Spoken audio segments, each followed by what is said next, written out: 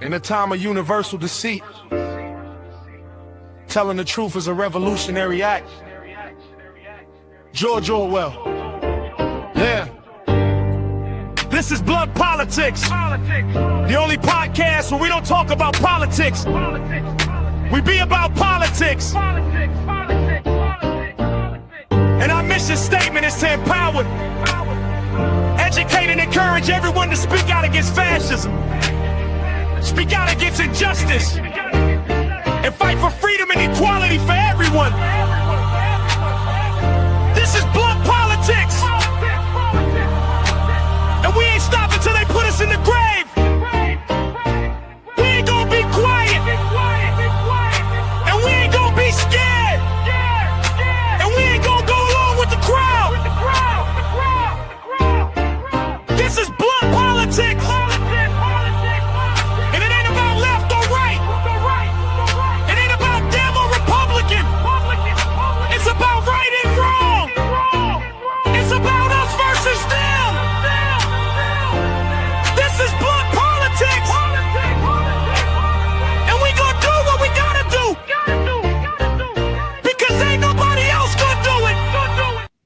All right, what's happening, everybody? What's going on? We're back again.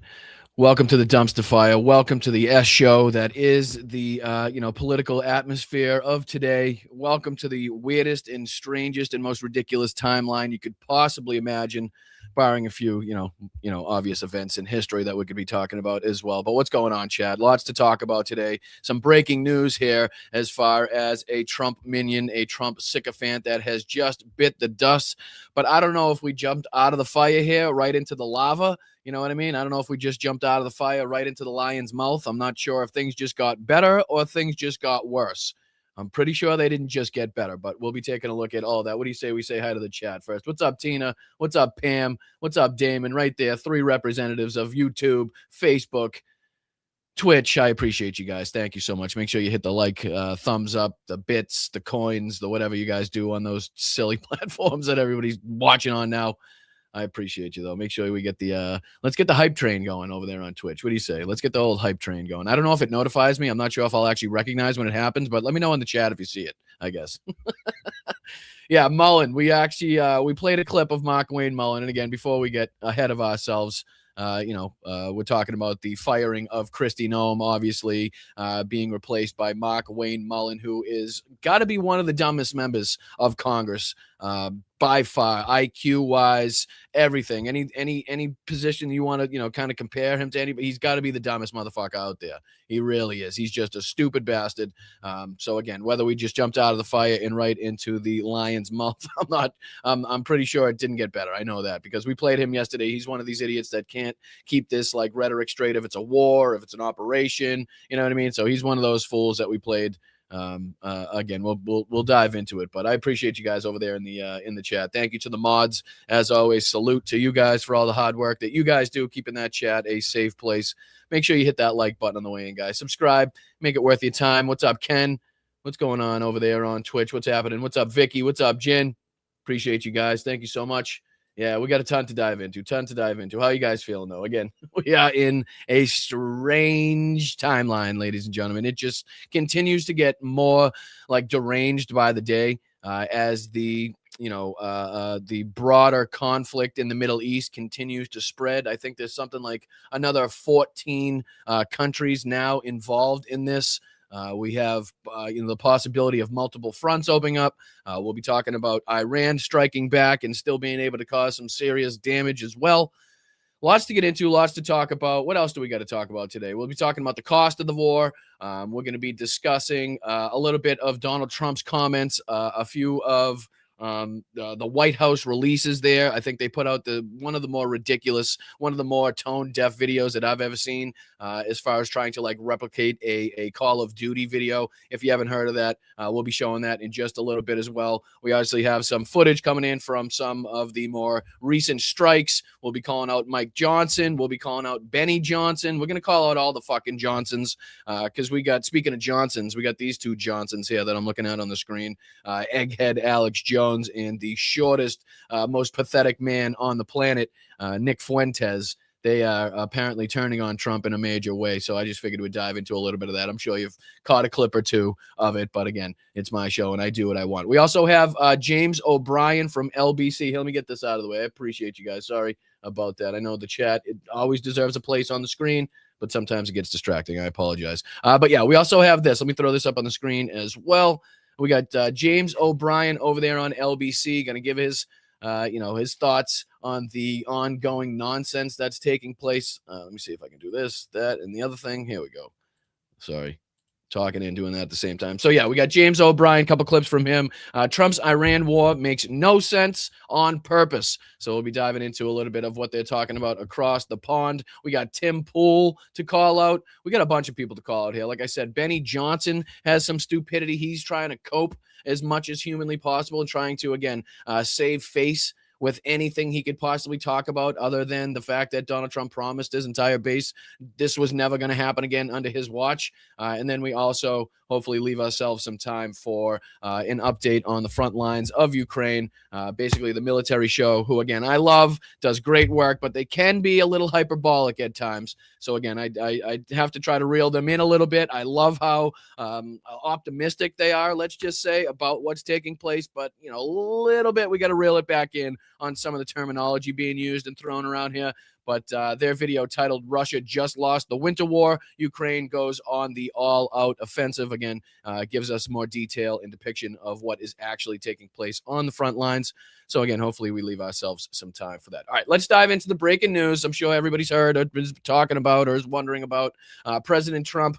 The fool in chief has fired Homeland Security Secretary Kristi Noem, and she has been replaced with Mark Wayne Mullen. Apparently, Donald Trump was not very happy with Kristi's testimony in front of Congress the other day, where she kind of blamed Donald Trump for the expenditure of $220 million on campaign ads, basically on commercials, advertising, heavily featured Kristi Noem in them.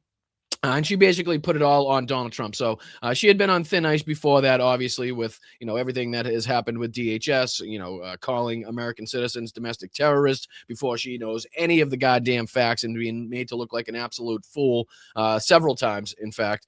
But, she was on thin ice. And then I think the testimony there in front of Congress kind of put it over the edge. I think it kind of gave Donald Trump the ability and the reasoning, the justification to kind of finally pull the trigger, so to speak, on this one.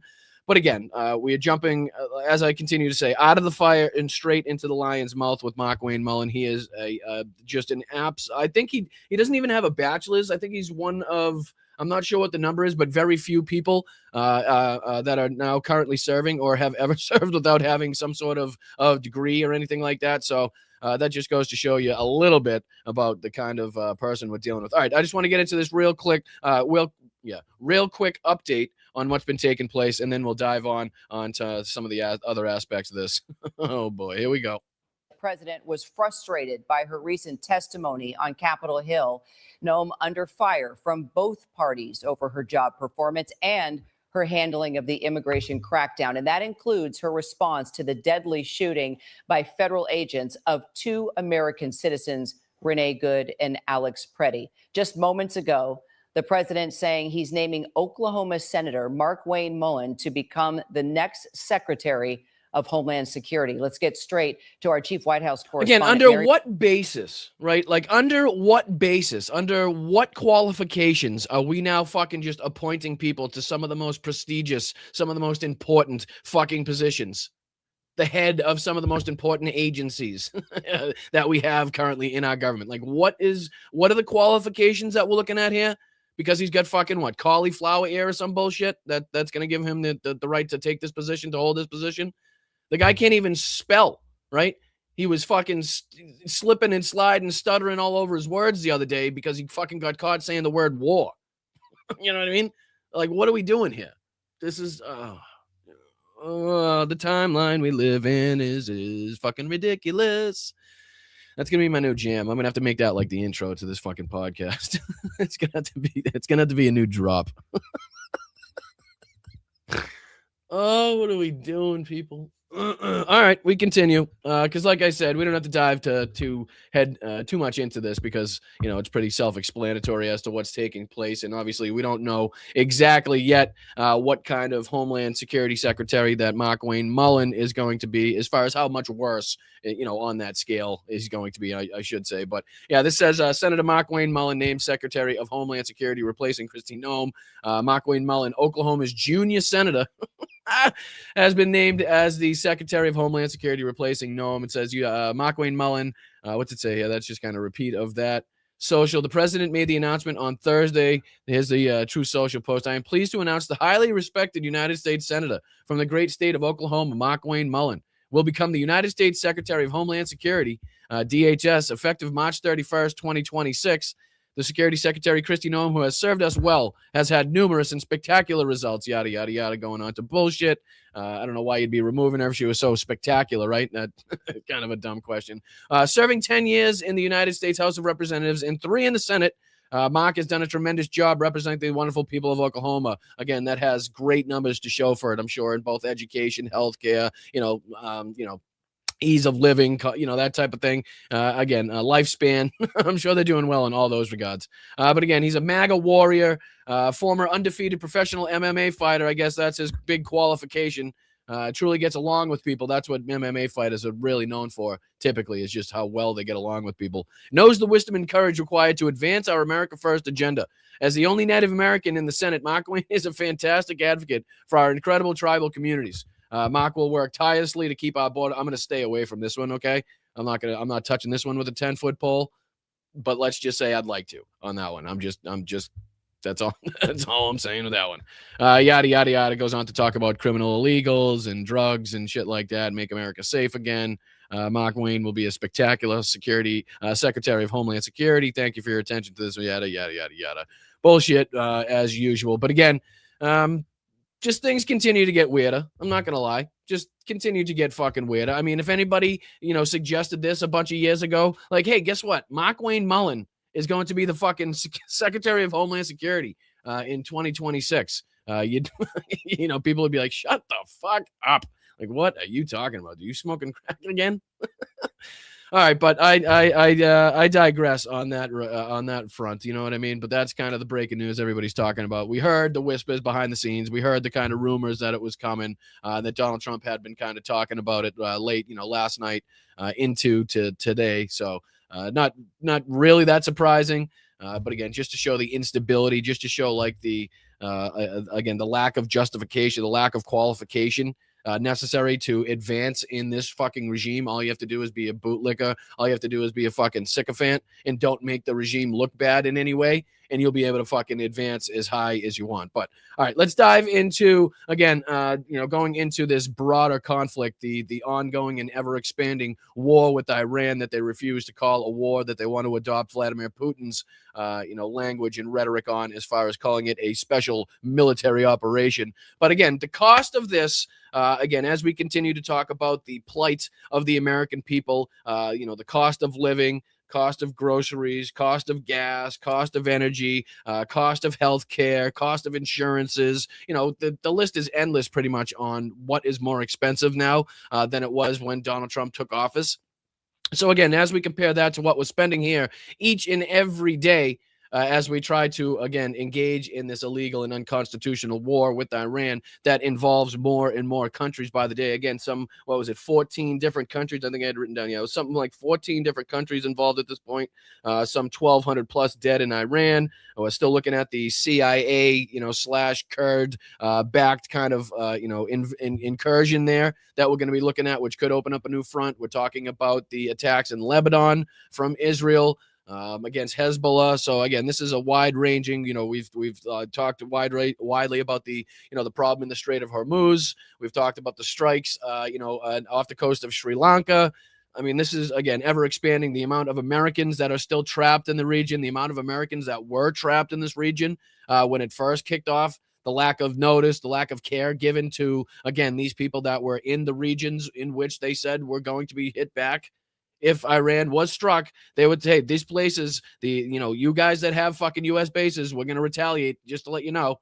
You know what I mean? So again, the lack of care put into this, the lack of planning put into this is pretty clear and evident. But right now we're up to about 5,635,500,000. You know what I mean? It just continues to go up exponentially here. 5 days, 15 hours, 15 minutes, and 21 seconds later. And this is what it's cost us already. And that, again, is not including the lives of the 6 U.S. service members that paid the ultimate price, that paid that gave the sacrifice themselves, and were being used as political pawns. We're being used as political weapons in Donald Trump's ploy here. But again, just think of how much this could help, vets get off the streets, homeless people in general, right? Maybe we could feed some fucking kids that are starving. Just think of the possibilities here. And this continues to go on as we talk about how this is going to be weeks, months, if not years long at this point, considering the rhetoric, not being able to rule out boots on the ground, right?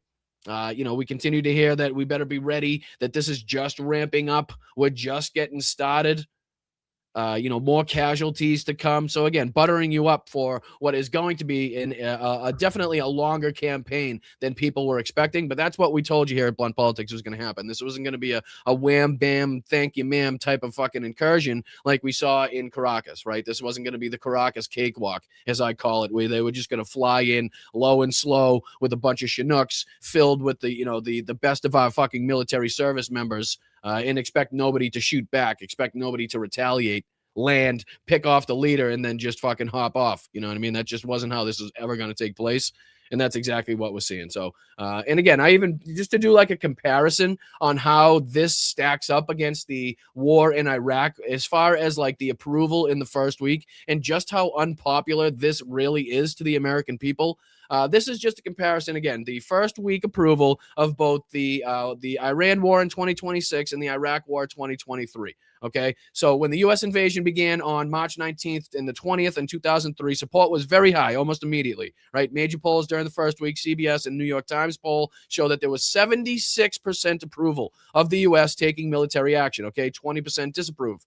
Gallup said roughly 70 to 75. So again, very high approval as far as the first week of going into Iraq is concerned, right? So basically you can see there the bottom line, 70 to 76% in the first week, okay? How does that stack up against the Iran war, what we're seeing right now in the first week of approval? Just to show you how unpopular this is, and what we know historically is that wars only become more unpopular, right? They don't get more popular as they go. So you have what's called, I believe they call it like the flag waving period at the beginning of these conflicts, where, everybody kind of has that rally behind the troops moment, rally behind the flag, and, this yada yada, typically because we're fed a line of bullshit about weapons of mass destruction or the threat posed to the United States, as a whole. Like, that's typically because, and that's what gets us to kind of bond together. Well, we're not seeing that at this point, right? Largely to the extent that we've seen before, because this goes on to show that NBC News polls from February 27th to the March 3rd said 41% approve. Okay, 54% disapprove of the president's handling of Iran. CNN and SSRS poll, 41, 59 disapprove of military action. Multiple surveys show approval mostly in the low to mid 40s with majority opposition. Bottom line says basically you can boil it down to 35 to 44% approval in the first week, which is just absolutely fucking atrocious. Especially, like we said, historically, when you add in the context that this is only going to go down from there, right? So basically, the historical gap is huge. The difference is roughly 30 to 35 points in a public, in a swing of public support here from the first week of both wars. Massive. This is what I was talking about. So there was a massive rally around the flag effect, as they call it here. Basically, like what I explained, where people kind of have that, red, white, and blue sense running through their bloodline for some reason. Again, because of the propaganda that they've been fed mostly. But again, if you take that and you compare it to like the typical pattern of wars and how they start high and then they start to fall here, I mean, we can only expect this to become exponentially less popular. Again, as more U.S. servicemen and women, ultimately pay the ultimate price, as more, men, women, and children are being slaughtered in the streets, and we have video of it, and it's shown all over social media, and we see it every single day, as more Americans are trapped in different areas all over the Middle East, as different bases are struck, right? Whatever it may be. or if it's just the United States continuing to drop 2,000-pound bombs on, residential areas. If we could just talk about that. But if you look at here, Vietnam, Iraq, Afghanistan, the early support compared to the later support is completely and totally different, right? So again, it doesn't take too much. I'm sure you guys are very well aware of how the historical trends go as far as support. There's that aspect of the public getting very tired of it, like we saw that in Vietnam. They became very wary, they became very tired of it. They didn't really have a sense of what was going on, and you saw the public pretty much turn on the entire event. So that's kind of what we're looking at here. But we're already starting off at a point of 41% as opposed to damn near 80% in this country, right? So this isn't a good look for Donald Trump. This isn't a good look for the GOP. This is something that they're trying to fucking shovel shit out of the hole as fast as they fucking can. But unfortunately, it's filling up faster than they can shovel. That's what's taking place right now. There's no way for them to dig themselves out of this hole, especially when you get people, again, like Marjorie Taylor Greene, Megyn Kelly, Nick Fuentes, Alex Jones. Again, even the cope from Benny Johnson shows you. Remember the video we showed the other day of his tone, his rhetoric? Like, he seemed very defeated. And he's continuing to do the same thing where he's reusing specific tweets to use in different videos because he doesn't have much to kind of use to go off of to give his base a kind of like a positive outlook on this fucking thing.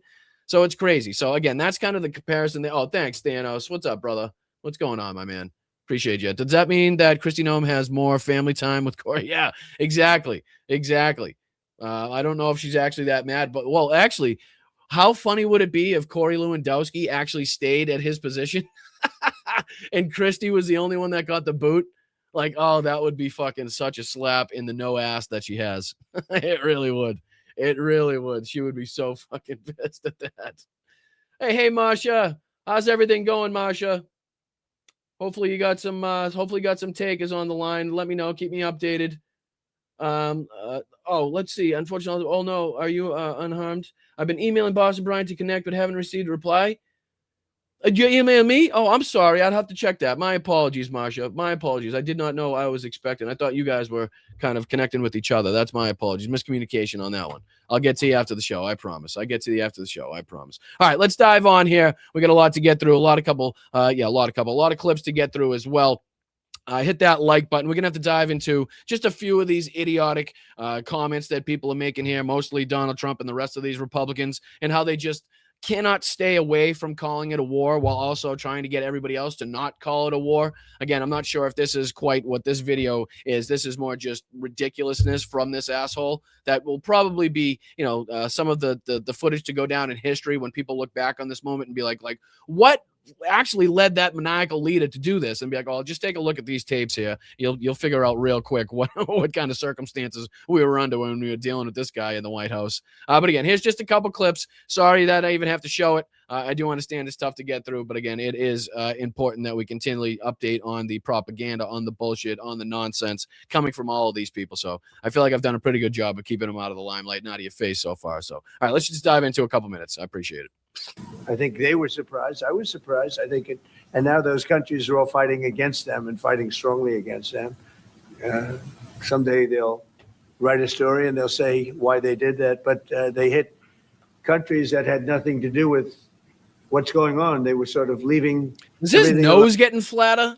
Like, looks like the tip of it. Is the tip of his nose like drooping?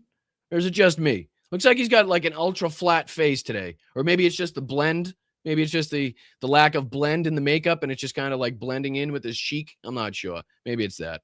And all of a sudden they had missiles shot in, which shows you the level of evil that we're dealing with. They'll hit people that were actually at least somewhat friendly, and they had no problems with it. Also hitting only civilian. Oh, Tom, what are you doing, brother?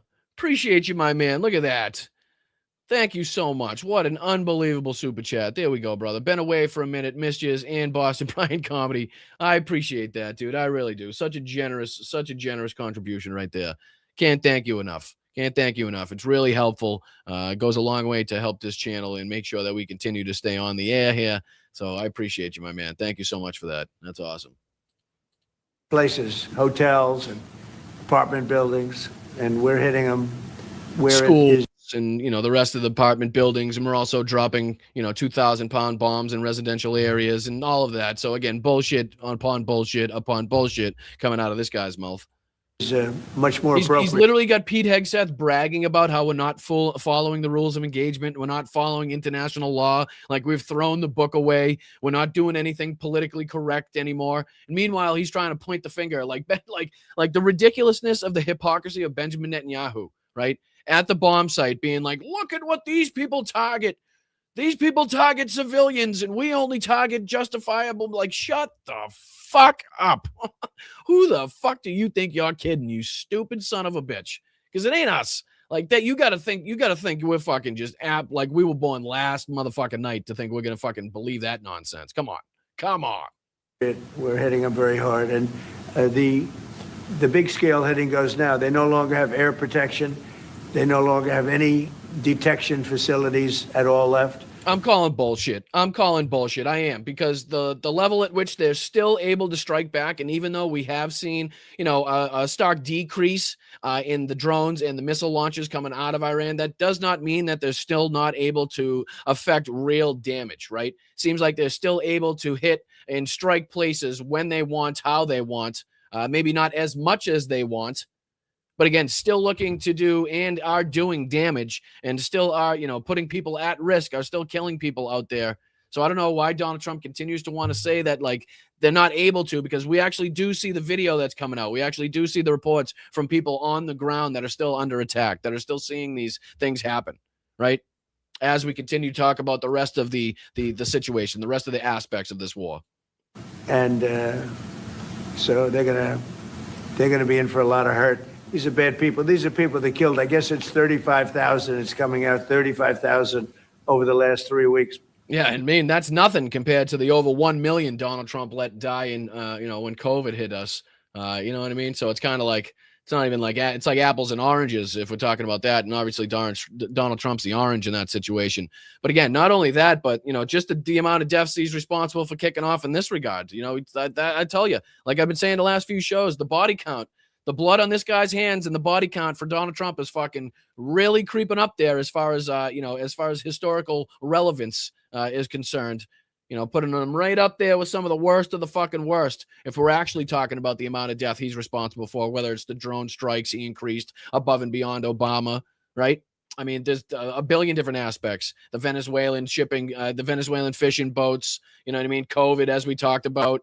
I mean, the list goes on and on and on. Not to mention, you know, the long-term effects of people that have had their health insurance canceled, can't afford health care anymore. You know, the cutting of the funding for the child cancer research, and how that will go on to affect children, and how that will go on to make sure that kids don't get the care that they deserve and need so desperately.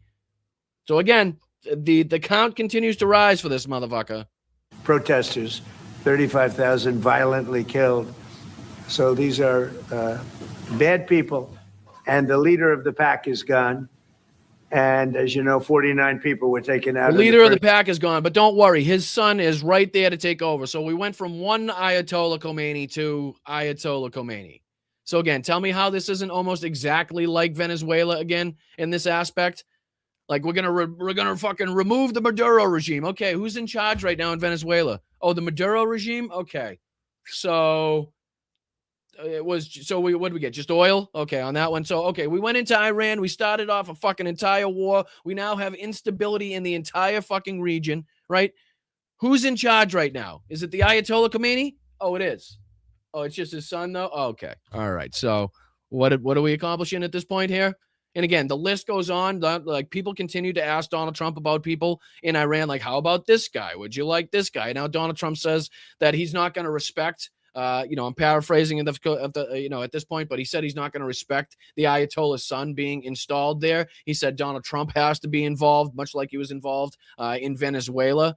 So now it's going to cause even more instability. And you honestly think the Iranians are going to be like, oh, yeah, sure, we're going to let the fucking United States that just attacked us pick our leader now? Like, you got to have your fucking head so far in the sand to believe that's even remotely possible. Like, we're not talking about, like, just keep the Maduro comparison going. Like, we're not talking about a Maduro type person. We're talking about, like, a religious fanatics, okay? Like a religious symbol that was taken out. Like it is more than just the leader. It is more than just, the supreme leader of the country. It is, it's hard to explain, obviously, but, people have been trying to do so. And it's like, I don't think they quite understand in this government, like the difference between just having a president, just having a dictator, and again, the religious kind of aspect behind the whole thing. You know what I mean? So to go from one Ayatollah Khomeini to the next Ayatollah Khomeini is just making this fucking Trump regime look like absolute incompetent morons, and they're fucking stomping their feet now because they realize it. Hit, and I guess there was another hit today on the new leadership, and it looks like that was pretty substantial also. Yeah, we're just going to keep taking out leadership after leadership after leadership after leadership. We're never going to allow them to establish any fucking, government whatsoever, any control. It's just like we continue to allow them to install new people, and then we're just going to keep taking them out. I don't know what he's talking about here. I don't think he actually knows what he's talking about either. I think he's just trying to fucking bullshit, talking out of his ass, because I haven't heard anything about the Ayatollah's son being taken out. So they're getting hit very hard, and we'll see what happens. A lot of people are coming forward. A lot of the people you would least suspect want to quit. They want to have immunity. They're asking for immunity, and probably at some point they'll be dropping, as you would say, laying down their guns. We'll see what happens. In the meantime, how's that gone so far? How's that gone for you so far? A ton of them laying down their arms, are there? Continuing to go forward. Our military is the number one in the world by far, and we are. Everything's big in my book. Venezuela was big. This is big. The original hit, Midnight Hammer, was big. Everything you view is big, but it's just. I don't know. What does that mean? What the fuck does that mean? It was big? Everything's big. Well, I know one thing that's not big, Mushroom Man. Okay, let's go talk to Stormy Daniels about that. I can point out one thing real quick that ain't that big. All right, but we don't have to get into that. But what does that even fucking mean? Like, oh, that was big. This was big. Everything's big. Okay, and what in reference to what? What are we talking about here? Considered very big by some standards, by some of our standards. We have a military like no other military that's ever been built. What's the worst case scenario that you have planned for in Iran? Okay, so again, question is, and we'll dive off after this. We don't have to stick through too much of this, but the question is, what is the worst case scenario? Okay, what is the worst case scenario for what's going on in Iran right now? Answer. Well, I don't know if there's a worst case. We have them very much beaten militarily from the military standpoint. They're still lobbing very much beaten military. Okay, now just keep that in mind. Remember that as we go on to talk about the strikes that have taken place recently. So at some point, they won't even be able to do that because we're hitting all of their carriers. We're hitting all of their missile stock. They built up all these missiles over the last few years. They had a lot of them. They've shot a lot of them, and we're knocking out a lot. I guess the worst case would be we do this, and then somebody takes over who's as bad as the previous person, right? That could happen. So that would be the worst case. Like, I don't know, maybe like the Ayatollah's son. Right. Again, maybe somebody that would sat by throughout all of this time of his fucking, of the other guy, of the other Ayatollah's regime and did nothing, sat by and profited from it. I mean, what are we doing here? Are we going to acknowledge like reality? And again, I think I'm not sure when this was taped. If he just hadn't been told. Was this yesterday? This says 1 day ago. So I'm not sure why he hadn't been made aware of the Ayatollah's son and kind of the announcement that was made over in Iran at this point in time. But now he's saying that's quite literally the worst case scenario. That's literally what we're seeing right now. That's literally what we're fucking seeing right now. That's quite literally what's happening.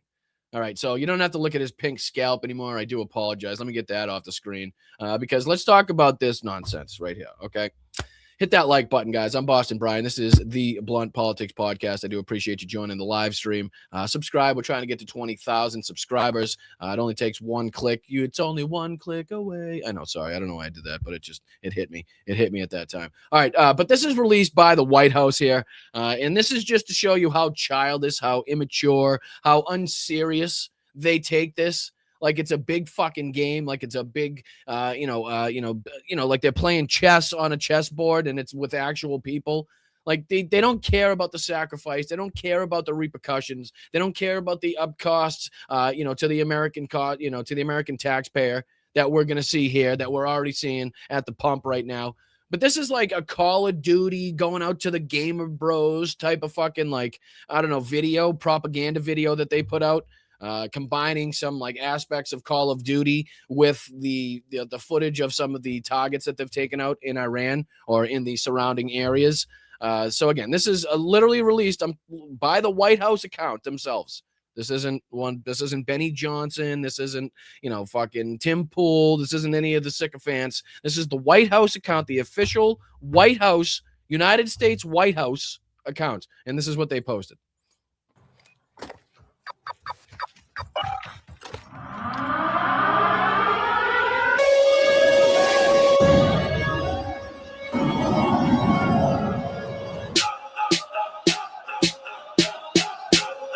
I can't play the music, obviously, because of copyright, but you guys get the gist of it. I mean, they go on and they import some of their footage in there.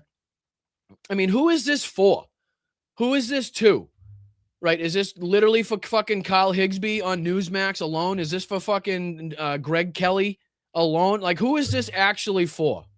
What type of bullshit is this? We have literally blood that's been spilled by 6 U.S. service members, okay? We have bases that have been hit. We have embassies that have been attacked. We have consulates that have been attacked. We have Americans that are trapped in the region, okay? Over 1,200 people dead in Iran. A CIA/Kurd-backed ground attack that we're possibly looking at for another front. We have attacks in Lebanon. 14 separate countries involved, okay? And this is the shit that the fucking White House is posting? I mean, what do we, again, the timeline I understand is ridiculous, but at what point are we like, okay, you know what I mean? Like, enough is enough. Like, who is this for? What are we doing here? The people don't recognize that this is like a blatant disregard for the sacrifice made, right? Making it seem like it's a video game, like it's a joke. Like, oh, don't worry about it. You know what I mean? We're just kind of moving around chess pieces. Don't believe the news. It's fake news that people have died. You know what I mean? It's fake news. And let's get mad at the media for reporting on such, like Pete Hegseth did. But again, this goes right in line with the DHS posting the white nationalist KKK music, the white nationalist slogans, the rhetoric and the propaganda that is clearly bigoted and racist to try to attract a certain crowd. Right? These are the same fucking people doing this that are now in charge of the White House account. You can guarantee you that.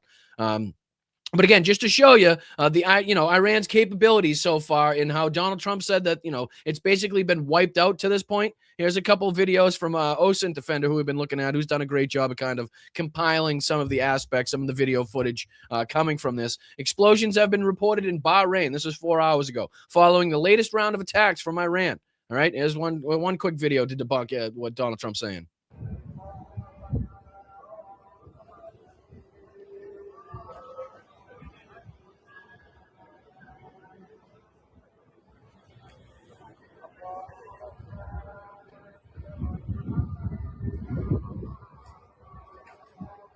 So again, clear big ass fireball in the background. As again, we see people, Americans from all over these regions, sending out videos, trying to get the first flight out of there. It's a shit show, ladies and gentlemen. This has kind of devolved into like utter chaos, as we suspected it would, whether it is, rebel on rebel, whether it is different factions trying to take advantage of this. Again, whether it is just, the different nations, because it is, I think I also have a report in here. I forget which one it is. I have so much pulled up, but there is a report that like all of these surrounding nations and the allied nations are like, hey, can we get some more fucking protection here? Can we get some more air defenses? Can we get something here as we continue to be attacked? And you guys have Americans all over the place here that are fucking scared out of their wits to go anywhere. It's in one of these. I don't know if it's in the Dissent Defender. We'll probably run into it. And again, that was 4 hours ago. Here's another one. Reports are flowing in from an Iranian attack on American bases and interest in the United Arab Emirates.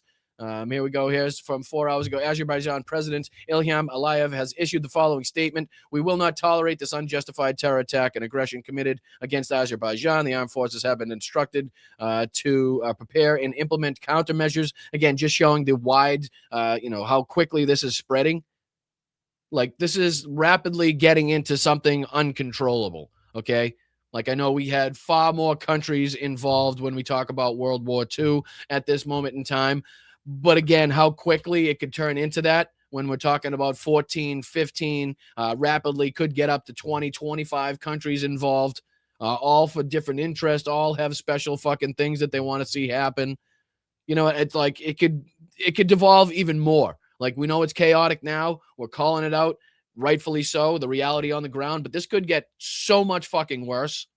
And again, we continue to watch because it's nothing saying that, you know, I don't see anything stopping it at this point in time. That's the problem. And again, here's from 3 hours ago. Several large fires are currently burning at the primary refinery for the Bahrain Petroleum Company in Machamir, following a short-range ballistic missile attack against the facility and other nearby infrastructure by Iran. But Iran, again, all of their capabilities have been fucking taken out, according to Donald Trump. Once again.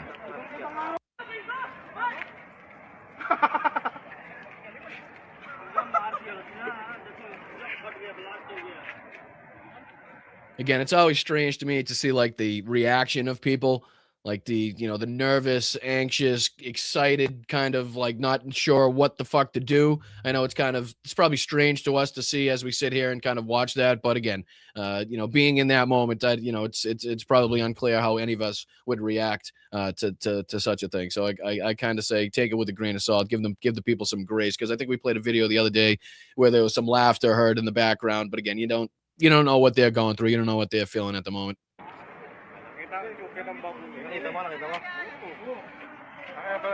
So again, this goes to show that there are specific attacks still being undertaken by Iran on oil infrastructure, right? It is clear that they have a plan in place, whether that is plan A, B, or C, whether that is the only plan, I don't know. Doesn't seem like to be the only plan to me, but does seem like they are continuing to hammer away, whether it's the Strait of Hormuz and like the threats against that and trying to hinder the traffic going through that, or again, just attacking the oil infrastructure in the surrounding areas. It seems to be like they have the capabilities, or at least enough capabilities left to still do and inflict some damage, not only to people, not only to the surrounding areas, but to the world economy if it continues like this. You know what I mean? So again, this is another video coming in where footage shows impacts of an Iranian ballistic missile in Bahrain amidst a new wave of Iranian drone and ballistic missile attacks. The missile reportedly impacted the same locality as the U.S. naval installation there. Again, showing a clear and specific target in the area to show the capability not only to get through the air defenses, but to strike a very specific target. Again, here's the video footage from it. Just a quick one.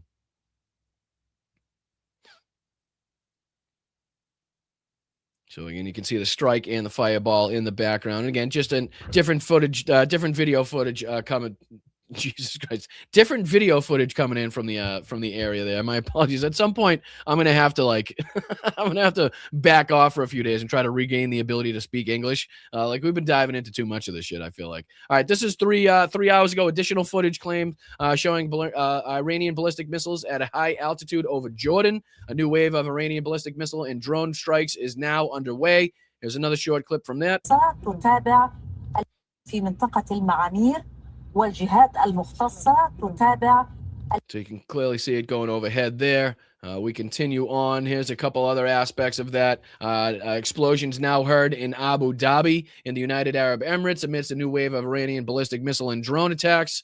Here you go. The impact area, the specific area being targeted here. Again, we just continue to show different areas all over the Middle East that are being affected here in different aspects of this. The past few posts from the same wave of Iranian strikes that we just talked about, as he talks about here in an 8-minute video, an 8-minute interview with Axios on Thursday.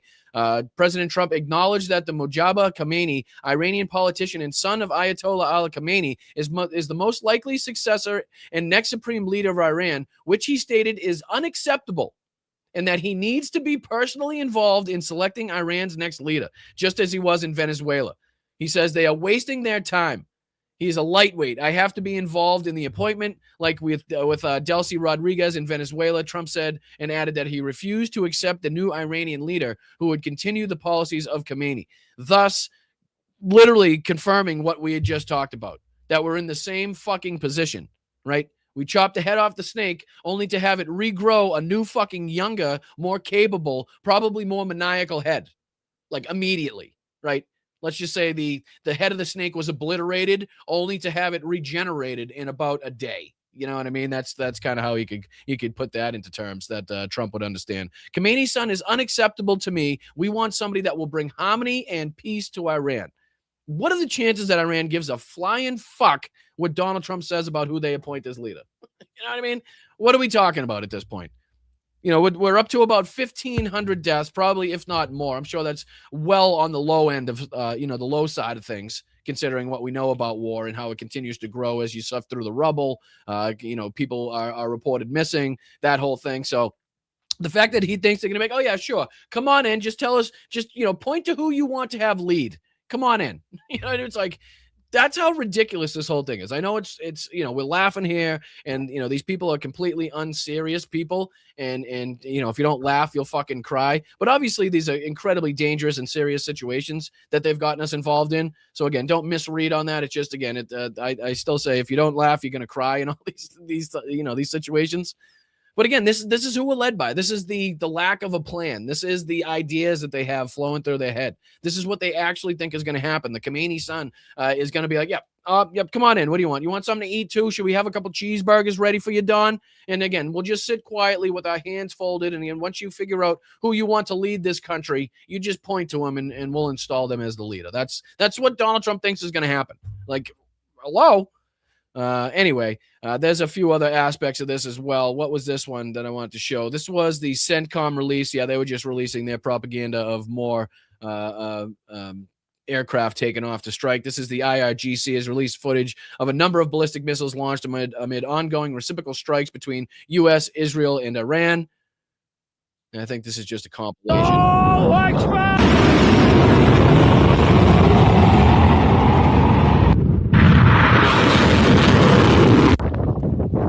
Yeah, I think we get the general idea on that one. That's just a compilation of all the different launches and stuff. This is now footage of 2 Iranian ballistic missiles slamming into Bahrain's petroleum company refinery. So that's the one that we saw earlier. Here's the actual strike itself. Let's see if we can rewind it.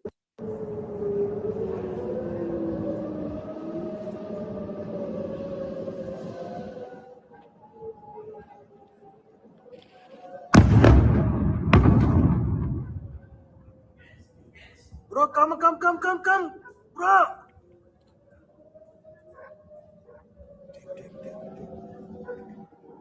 Do lunch. My God. Crazy. So that was from the petroleum strike in Bahrain. Once again, that was just from a different angle, the one that we saw earlier. What are these ones? Arab states in the Persian Gulf. Here's the one that I was talking about here. I told you we'd run into it. Arab states in the Persian Gulf are now running dangerously low on interceptors to take down Iranian-fired ballistic and cruise missiles, as governments in the region have to ask the United States to expedite new supplies, with them being told that officials in Washington are creating a task force to do so, but it isn't happening fast enough. It is not happening as fast as needed, 2 regional officials told CBS News. So basically, our partners in the area, the people that were, that were having U.S. bases established in their region that are now being attacked in response to the Israel-backed U.S. strike on Iran, are now running out of their interceptors, or they're running low on interceptors, and they desperately need those from the United States. But they say that the United States is dragging their feet, much like the protection that we've seen so far of these, different areas and different regions in which Americans are at, American military, American citizens, American civilians are also at. But again, they're not seeing it quick enough. So that could be something else we need to look at as well. Because if Iran still has the ability to strike these places, but they don't have the ability, or even even a fraction of the ability to take these or intercept these missiles, then obviously the carnage that we're going to see could go up exponentially as far as that's concerned. But again, I think that's kind of bringing us up to speed and up to date as far as that is concerned. Let's get into this next clip here, because this is, again, just some of the dumbest shit that I've ever seen from these people. Their inability to get a coherent thought out, their inability to have a coherent message. especially when we're talking about something as large, something as important, something as dangerous as the war in the Middle East, as war with Iran, like we're looking at right now. But for Mike Johnson to think that he's going to get in front of people and get us to believe that this is not a war, that this is somehow a special military operation, when every single one of his fucking colleagues, including Donald Trump, as we'll see in the next goddamn clip, repeatedly has been calling this a war. Just think of how dumb this makes Mike Johnson look, okay? Just think of how fucking dumb this makes Mike Johnson look. So he sits here, he goes through the halls with Manu Raju, he tries to correct all the reporters. Now he brings it up in this little fucking press conference that he's got here, right? And then the next day, or even the same day, I'm not even sure, Donald Trump is sitting right next to him and calls it a war, thus throwing everything that Mike Johnson has previously stated away and under the bus completely. You know what I mean? Check this out. Here, this is a quick, we don't have to jump, but we're not going to watch too much of this. I promise. I don't try to expose you to too much of Mike Johnson. Otherwise, your porn alarm will be going off, and we don't want that to happen now, do we? But just a couple minutes of this. Right now, we're going to pivot.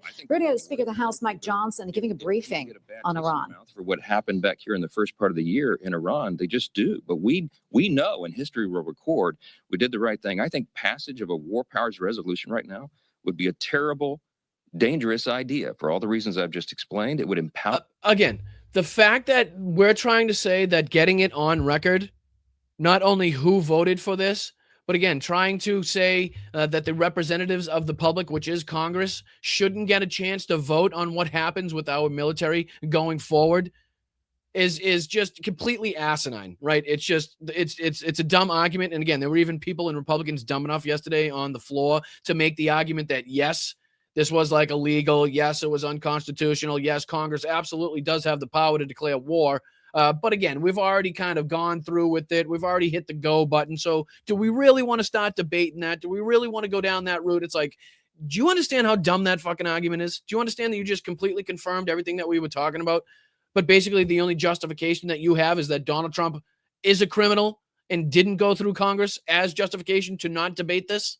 Like again, we have a tough time here going through it. I know we get through it all the time, and we do end up getting there and calling them out. But boy, does it take a toll. Like the fucking gymnastics that they have to go through, which enables us, or forces us to think about it and to decipher it, is just, it's too much energy expended. It really is.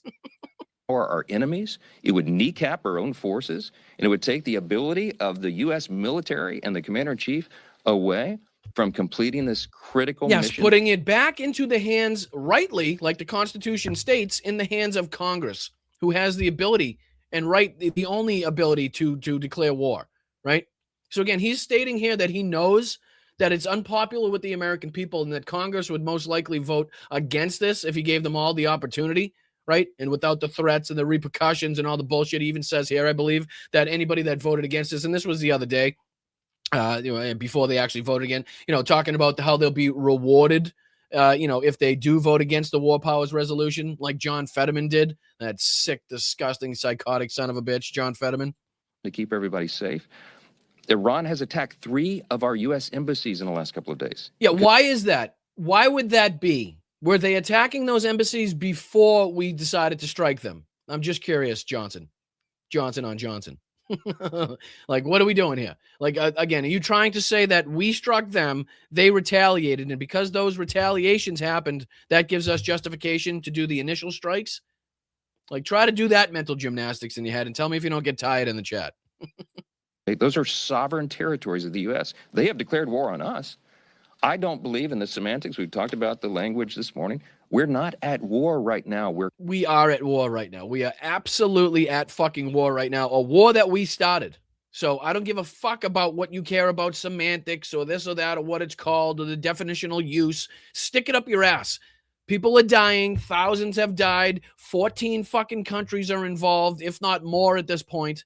Ships have been sunk. Torpedoes have been used. What other aspects of a war do we need to see at this point for you to call it a war? We know you know what it is. And it's just this bullshit because you're worried about the criminality and the legality involved. If you do inevitably call it what it is, which is a war. If 4 days in to a very specific, clear mission, an Operation Epic Fury, which has... For Epstein Fury, you keep getting that wrong, guys. I need you to fucking buckle down here. I need you to fucking focus. It is Epstein Fury. Okay. But anyway, was there ever a time in which we were 4 days into World War II? Right? Was there ever a time we were 4 days into, Vietnam, which I know they love to call a police action, but that's just more of that propaganda bullshit, right? Was there ever a time we were 4 days into World War I, or at least our part in World War I, or just in general? Was there a 4-day mark in World War I? Because it doesn't fucking matter what day you are into that war. Like, that's not how that's not how you debate on what a war is. Like, we're only we can't call it a war to at least the third month. No, that's not what happens. That's not how it works there, Chief. That's not how we roll. You know what I mean? You don't get to just sit there and play God and be like, well, until this day hits, we can't call it a war. That's not how it works. So we are at a fucking war. It is a full-scale war at this point. And there's no other way around it. There's just no fucking way around it. Two components, as you know, that we have articulated over and over. The president has, the Commander of Joint Chiefs, everybody has explained. And again, just to show you how dumb he looks, here's Donald Trump. I don't know. It might have been the same day. I'm not even sure. It might be the same day. Might be later that day. Might be the next day, for all I know. But here he is sitting right next to fucking Johnson. Little Johnson's here on the left, as you can see. And here's the big Johnson in front, talking about how this is a war. Quite literally said right in front of Mike Johnson, throwing everything that Mike Johnson has said completely away. Just throwing Mike Johnson completely under the bus here, as he's done time and time again, as Pete Hegseth has done time and time again, as Mark Wayne Mullen has done, as fucking Lindsey Graham has done, as all these fucking idiots have done. Listen to this bullshit. And we're doing very well on the war front, to put it mildly, I would say. On the war front. Okay, so that war front would be because of the war we're engaged in, right? That's why we're calling it a war front? Or again, are we just trying to do some like ridiculous rhetorical fucking tap dance all of a sudden? Because look at Mike Johnson when he says it. He's like, shit. Somebody said, on a scale of 10, where would you rate it? I said about a 15. And just what a weird way to talk about what's taking place. How would you rate it on a scale from 1 to 10? I'd rate it a 15. Really? Does the death of Americans, does it get you that fucking amped up? Does it get you that excited? Like imagine fucking Kyle Higsby, Pete Hegseth, Greg Kelly, Donald Trump, and the rest of these fucking psychopaths in a room together while this shit's all taking place, right? Like, you'd have to blur out the Situation Room photographs. Like, you know how we always get the Situation Room photographs of like Obama and Bush sitting in there while these actions take place. Like, you'd have to blur out the fucking Situation Room if these assholes ever got there. They don't ever leave Mar-a-Lago, so it's typically not a problem that we're going to have to face. But, just saying, if they ever were to get in a room, because it's just like rated a 15. Like, what does that mean? We've seen thousands die, right? We've seen fucking prices rise already in the United States, putting more hurt on the American people. I mean, all of the different aspects that are negative, again, the American people that are trapped in the Middle East, the fucking CIA, Kurd-backed incursions that we're looking at here already, the expanding nature of the war into Lebanon, Lindsey Graham begging Donald Trump to get involved with Israel in that aspect to broaden this conflict even wider. But here he is, again, right next to Mike Johnson, couldn't help himself, once again calling it a war. we're going to continue to do well. We have the greatest military in the world by far. And that was a tremendous threat to us for many years. 47 years they've been killing our people and killing people from all over the world. Yeah, it was 47 years. It's such a threat that we've seen absolutely nothing take place here in the United States that would give us the ability to recognize that as well. All right. So again, I don't want to give you too much of Donald Trump. I try to fucking break it up into pieces. I know it's tough to keep him. I understand. I do my best here. I do my best. But from one crazy asshole to another crazy couple assholes here in Alex Jones, the human thumb, the human penis with the disease, and Nick Fuentes, the world's shortest Nazi.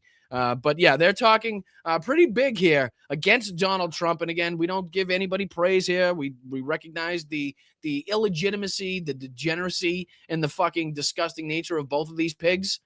But again, just to show you the cracks that have formed, just to show you the fucking, the split in some of the people that were the most sycophantic, some of the people that were the most loyal to Donald Trump, some of the people that would have done his bidding no matter what, are now fucking leaving the scene, okay? And rapidly so. So again, just to kind of use Republican on Republican violence to our benefit, That's what I'm going to do here. So again, this is shout out to Too Lazy to Try for putting this video together. This is a couple clips here from Alex Jones and Nick Fuentes. We don't have to, again, dive into too much of this. We don't have to obviously watch the whole thing. There's a couple clips here where they rightly and specifically call out Trump. And again, both of these people are disgusting. I don't know what you'd want to call them. Conspiracy theorists, Nazi, bigot, racist, propagandist pieces of shit. There's a lot more of that I could add on to that, but we only have so long in the show. You know what I mean? All right. But again, shout out to Too Lazy to Try. And this is Alex Jones finally realizes it's over for Donald Trump. So to me, I needed Trump as my lifeboat may not be perfect, but it's the lifeboat I've got. And I'm watching it sink by its own doing. And so this is horrifying. And so, but I can't sign on to covering up Epstein. I can't sign on to World War III. And so that's why I tried to promote the optimism, because I fucking need this, man. Jesus Christ. Is he going to cry? I couldn't, there's no way I could support World War III. It's impossible. I can't support the Epstein files and his involvement in it. And my lifeboat's going down, ladies and gentlemen. My lifeboat is not a perfect lifeboat, but it is a lifeboat. Oh, my ark. Hold on. I got something for him. I got something for Alex Jones. Hold on. Go fuck yourself. Oh, I love that one. That's a good one. I even have some Alex in here. Should we play? Yeah. Should I get this one? Yeah. I'm just an average guy who read public documents where the elite said they were going to enslave us and destroy America. And I'm not going to be like yuppie scum and deny the threat to my country. I'm going to fight back. So again, Alex Jones' lifeboat rapidly sinking here, along with Nick Fuentes. And Nick Fuentes is trying to start this whole America First, like kind of as like a subset of MAGA.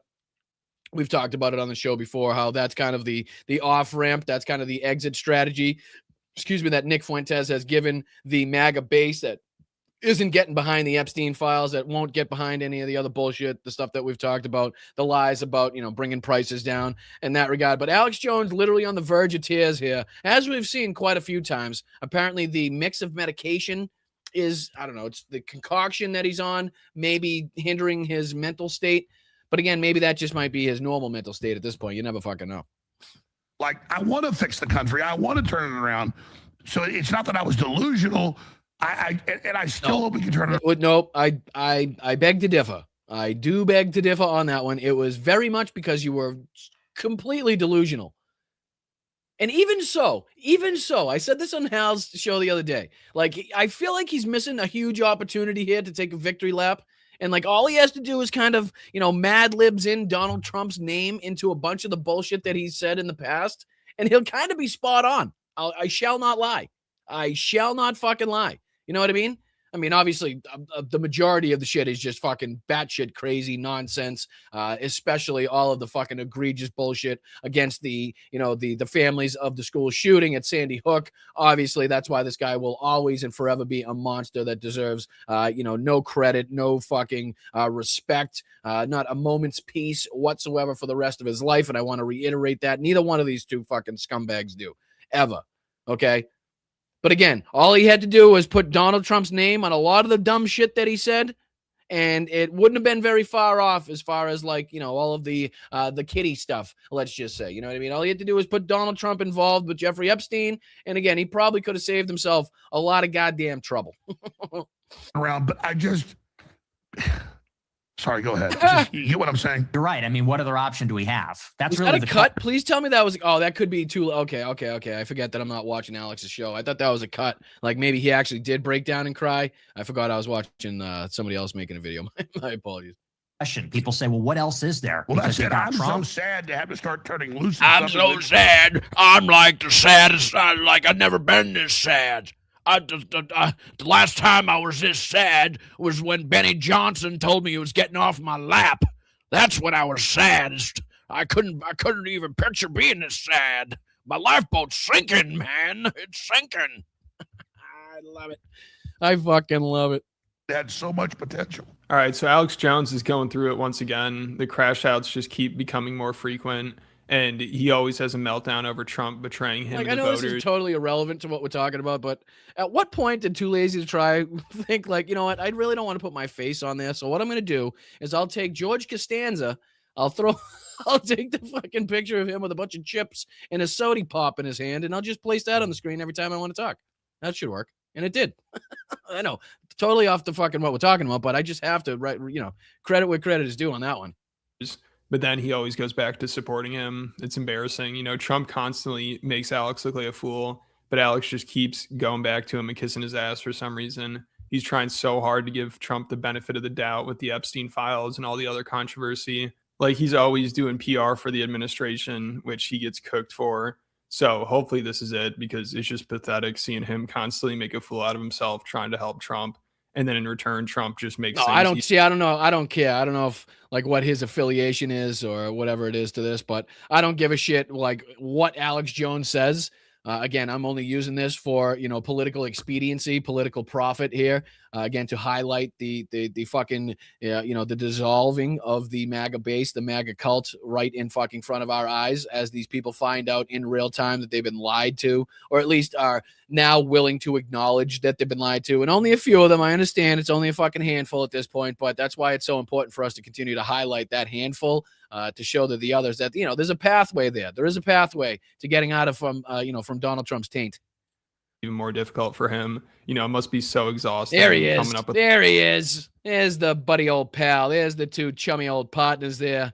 Man, it's strange. It's almost like there was signs there to see. It's almost like there was signals, almost like a fucking big bat in the sky telling you, hey, maybe don't vote and get behind this guy. I don't know what those signs were. You may be seeing them on your screen right now, but there was a bunch of things like this that probably would have pointed, like Marjorie Taylor Greene, to be like, you know what, probably at some point this might come up and might not be the best thing. So maybe I shouldn't throw my hat in the ring behind this guy. But, they did. Now they're paying the price. All these reasons to justify Trump not releasing the Epstein files. And now, after a year of Alex trying to do damage control over that. Whoa! Jump scare. My apologies. Sorry.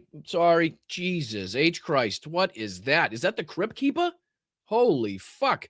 I mean, I love Are You Afraid of the Dark as much as anybody, but Jesus H. Christ. Somebody throw the powder on that fire. Somebody throw the fucking powder on that fire. Look at those demented eyes. Like, if that isn't a demon and fucking wrinkly, baggy, looks like an orange that's been left out in the sun in Florida for the last, 83 years. Like, somebody ran an experiment. What would this orange look like if we just left it outside in the sun for 83 years straight? And this is what it came out with. Let's stick some fucking devil eyes on it, and that's what it'll be. Good grief. He's expected to be so defeated. This was supposed to be a golden age. He thought Trump was going to fix everything. He said, I've got my cross.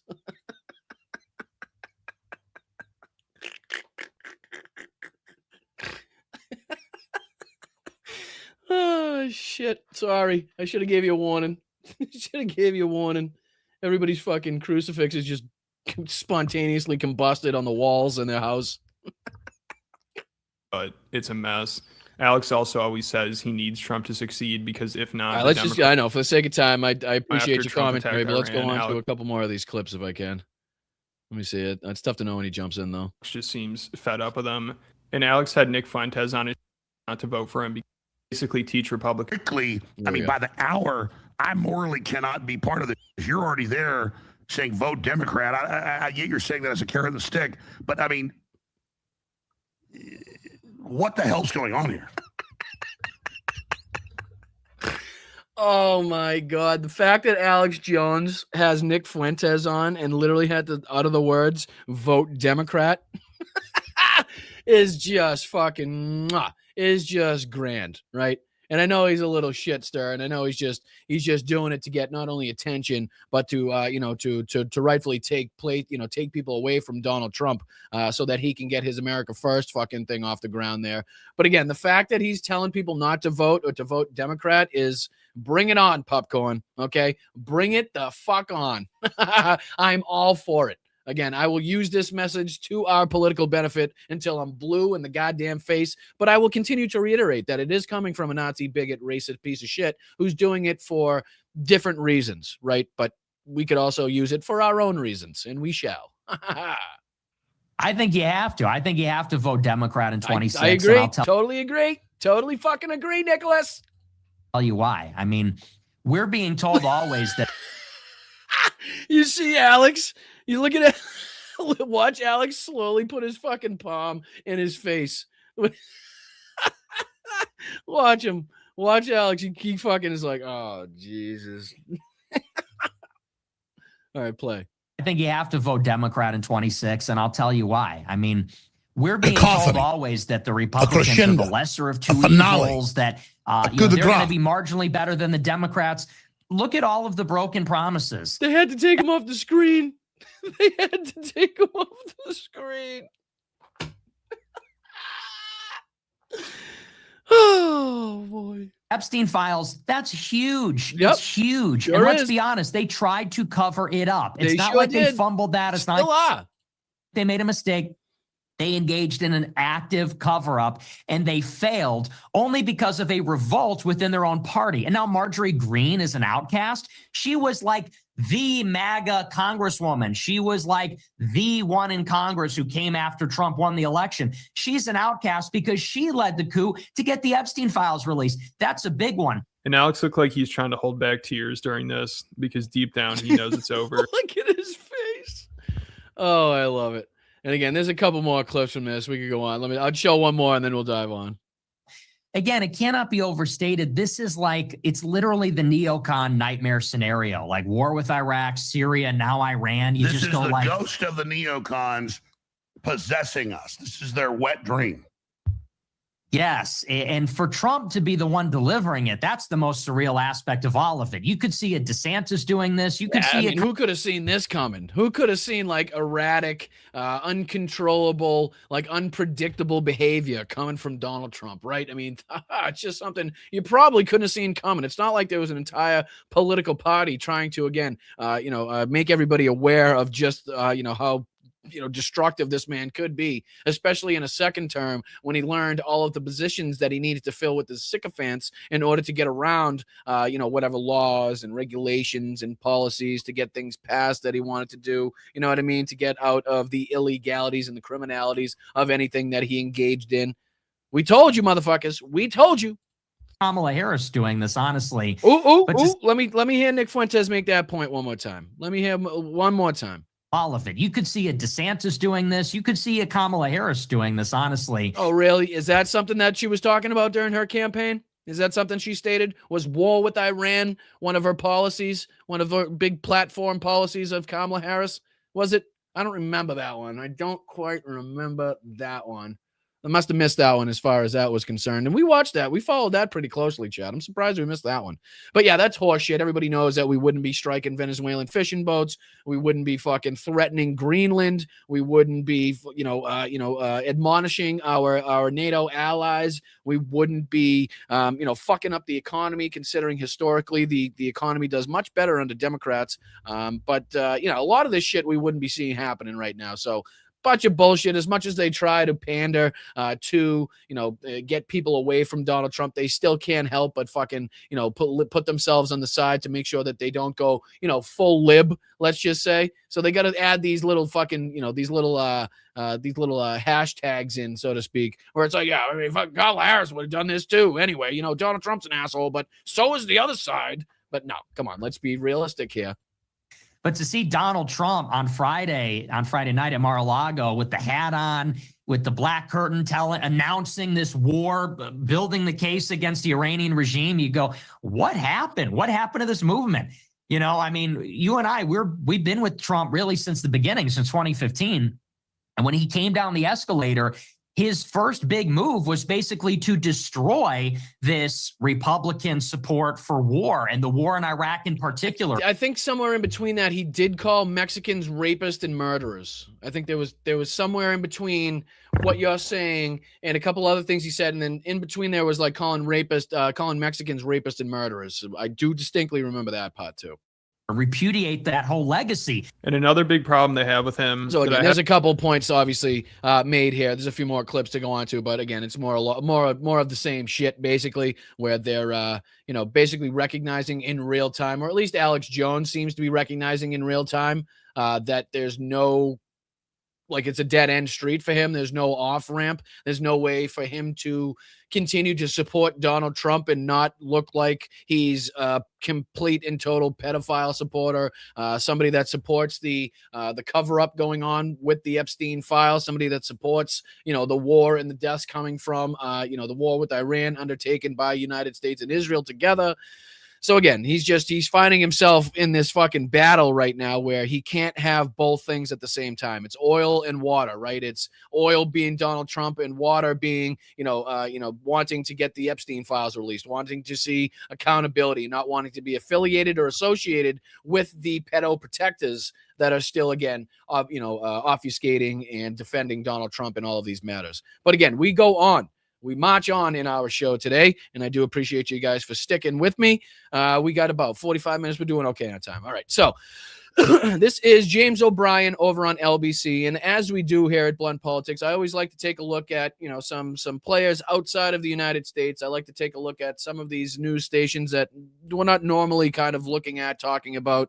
That way we get a different perspective. We're not always kind of stuck in the same bubble of mainstream media here in the United States, or even just independent media rhetoric in the United States as well. So I like to hear what other people having an outside perspective are saying about that. One of the best that we always take a look at and listen to is James O'Brien over on LBC. I do appreciate all of his commentary. I think he's fucking fantastic. Listen to him regularly, and I would advise and suggest anybody that wants to get a different perspective on all of these things, listen as well. But this is him talking about how Trump's Iran war makes absolutely no sense, but that may be on purpose. So again, let's just dive into a couple minutes of this. I really do appreciate you guys. While there's almost 400 of you guys in here, why don't you hit that like button for me, subscribe to the channel, share the show out if you could take a second, let everybody know that you're engaging with the show and that the algorithm would be wise to send it out to other people, send an emoji in the chat, send a dollar, whatever it may be. You guys pick and choose how to make sure the algorithm notices. But all right, let's dive into it. The more you read, the weirder it gets. Okay, I mean, I'm almost nostalgic for the days when exaggerated claims about the existence of weapons of mass destruction were the only and undisputed rationale for war. I don't mean so that crazy, because we've been talking about that a lot here on the show too. How a lot of the shit that you're hearing, Pete Hegseth say, Donald Trump say, is typically the shit said behind closed doors and cigar smoke, fucking whiskey filled rooms. When really in front of the cameras, they'd be filling us this like line of bullshit, this line of horse shit of whatever it may be, weapons of mass destruction or, direct threats made to this, that, or the other thing, typically to get us to bond together and get behind the war. Now, James O'Brien's sitting there like, I kind of miss the times where we just were lied to, right? We're having like as crazy a timeline we're in and as insane as the shit that these people are saying. Like, I almost wish we could go back to the, hey, let's just go to the propaganda part. You know what I mean? Obviously he's being facetious, but it just shows the, again, insanity of what's taking place, the insanity of the leaders that we have right now, and the insanity of the shit that they're saying. Being noticed all over the world, obviously. Claims were undisputed, perish the thought. I simply mean that the existence of those claims as the rationale for war was undisputed. Why are we going to war in Iraq? Well, they are led by a terrible man. Yeah, but loads of places are led by a terrible man. Yeah, but they don't pose a threat to us. Does he? Really? Saddam Hussein? Yeah, absolutely. Seriously, man. Weapons of mass destruction. Serious, that dossiers, all sorts. So that was the undisputed rationale, albeit one that turned out to be false, for going to war in Iraq. I cannot believe I am nostalgic for the days when we were simply misled. Sometimes I come on air at 3 minutes after 10 in the morning? I hit 5 past and I think, why didn't I realize that before I got on the radio? I am nostalgic for the days when we were simply misled. Because the thing about a claim about weapons of mass destruction is that it can be proved or disproved subsequently. Ideally, it can be proved or disproved before you actually launch a war in the Middle East that will have ramifications and impacts generations after you've gone back home again. Some, of course, of us or not us, some of them, some of our troops and our allies in body bags with untold casualties and deaths among civilians and soldiers of our latest enemy. But if it is a binary claim about the existence of something, it can be proved or disproved eventually, either quickly or slowly or somewhere in between. If you've got half a dozen and counting conflicting claims about why a war is being undertaken, oh, it's happening again. I'm sorry I didn't work this out sooner. Then you can never be. So again, directly referencing the fact that we're getting not only conflicting stories, conflicting goals, but irrational, unachievable goals from the government, from the United States at this point. So clearly we don't have that one thing that we're being told, as he was talking about. Like usually there's one thing they get you to rally behind, and you can kind of even say, yep, well, that's the reason they gave. We can either find out if that's real or disproven or anything. But now we have about 14 different missions that don't seem achievable in any right? We just have these fucking different people saying all types of different shit. With no goal, no real goal in mind, or again, escape plan in mind, or how to get out of it, or how to deal with the repercussions and secondary aspects we continue to talk about, whether it's the rise in oil prices, or even worse, the ramifications of instability in the region for generations to come, like James pointed out. Accused of failing or succeeding. Why has Donald Trump gone to war in Iran? Oh, it's to get rid of the regime. No, it isn't. The most likely successor to Ayatollah Khamenei at the moment is, wait for it, Ayatollah Khamenei. And again, his son. Pointing out the hypocrisy, pointing out the lunacy of again, going in there, creating all this instability, losing and sacrificing soldiers, killing thousands of innocent civilians, killing children, you know what I mean? All to have the Ayatollah's son then take over and be stuck in the same fucking spot with somebody that may think more maniacally, but more clearly because he's younger. He might be much more capable, might have much more energy, might be much more fanatical, right? At this point in time. So we might be worse off than if we just had the fucking Ayatollah in there. And again, pointing out the hypocrisy of this whole thing, pointing out how it's very Maduro-like in that aspect, where if you continue to ask to this day, who's in charge in Venezuela? Oh, it's the Maduro regime. Same thing going on here. But again, look at all the chaos. Look at all the fucking shit that's been stirred up here. He's currently the most likely successor. The other people that were in line for the job, Donald Trump has conceded, have been killed, presumably accidentally. I don't think you deliberately kill the candidates for replacing the bloke that you're trying to kill. That must have been an accident. I mean, we're getting laughed at. It's embarrassing. It is fucking embarrassing. They're just laughing in our fucking faces. And again, I don't blame them. They're absolutely right to do so. There's no reason why they shouldn't at this point in time. And again, he's not directly laughing, but it's so fucking inconceivable. It is so, ill-conceived. It is so, it's unachievable to a point where it's just fucking astonishing to these people who have covered this throughout many administrations, many different conflicts and wars, and have seen the bullshit and the propaganda. And even to that point, this sticks out as being even more egregious and even more insane than any of those other aspects as to what we've been told. The lack of planning, the lack of coordination, the lack of preparing not only the American fucking public, but also people in the American citizenry abroad at the time for what was going to take place. Properly defending the bases in the area to make sure that they had the proper air defenses to make sure that they didn't get put at risk, whatever it may be. But it's insane, the timeline that we're in right now, and the fact that whatever they're saying here just does not add up to what we're seeing on the ground. And the way in which this has kicked off and has spread to such a wide-ranging area in the Middle East and beyond is again very fucking dangerous. They must have accidentally killed the people that they had earmarked for doing it. So it wasn't that. Again, the fucking insanity of Donald Trump being like, we don't like the Ayatollah's son. Okay, well, who do you want? Well, we can't say because we killed them all. Like, do you think how insane that is? Like, do you have a list of people suggested for succession? And you just were like, oh, fuck it, sorry, we can't pick any of those people. We accidentally killed them, right? But no, the people they picked, the guy that they picked, we don't like. Okay, well, who do you like? Well, we don't have anybody. We killed them all. Like, it's so fucking insane. There is no threat to the United States of America. That has been established beyond reasonable doubt, but that doesn't stop members of Donald Trump's administration claiming that that's why they've done it. Do you know what Pete Hegseth said yesterday? I just want you to know, all right, I am not going to insert any red herrings into this morning's analysis. Everything I'm telling you has actually happened. I'm not going to get to 10:15 or 10:20 and say to you, oh, by the way, one of those claims was false. One of those claims was me yanking your collective chain. All of the things I'm telling you this morning are true. So the first one you've got is, oh, yes, we want regime change, but the bloke most likely to take over is the son of the bloke that we got rid of. Oh, and by the way, we accidentally killed the candidates that we thought might be able to deliver the sort of regime that we could do a little bit more business with. The U.S. Again, when you hear other people say it like that, when you hear like other well-established, sane, educated individuals put it that way, like it becomes very clear how ill fucking conceived, the lack of leadership in place right now.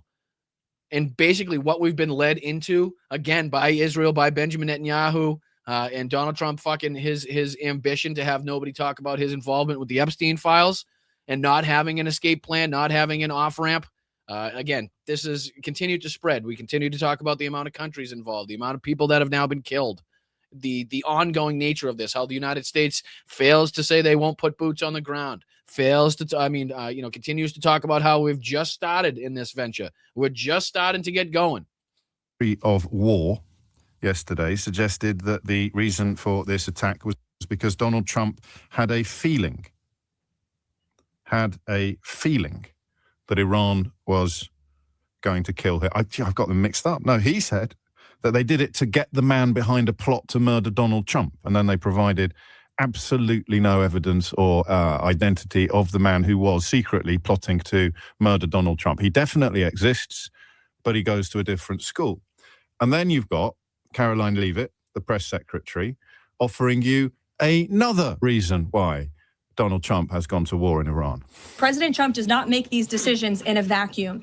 This decision to launch this operation was based on a cumulative effect of various direct threats that Iran posed to the United States of America. And the president's feeling based on fact that Iran does pose an imminent and direct threat to the United States of America, based on the fact that they are the world's leading state sponsor of terrorism, based on the fact that they were rapidly and aggressively building up their ballistic missile program to give themselves immunity within their country. Where are the missiles? Your missiles. Alongside their Navy, so that inside their country, they could continue to create nuclear weapons and nuclear bombs, which would, of course, pose a risk to Americans in the region and even Americans one day here at home. And then another point on this is the president found that through these extensive, exhaustive, failed negotiations with Iran, that they were hell-bent on death and destruction. So again, the president was not going to be... So Donald Trump had a feeling about nuclear capability that everybody knows doesn't exist, that Benjamin Netanyahu has been claiming was mere days away since 1996. So is anyone keeping score? Is anyone going to keep tabs on this stuff? What have we got so far? Regime change, but not regime change. Get rid of the Ayatollah, but replace him with his son. Find some suitable candidates. Oops, we can't use them because we've accidentally killed them. There was a bloke who was trying to murder Donald Trump. We had to go in and take him out. Who was he? Can't tell you that, but he definitely exists. He just goes to a different school. Was that 3, 4, 5? How many theories? He definitely exists. He just goes to a different school. Again, you can see on his face how he's like, it's so insane. It's so fucking outrageous.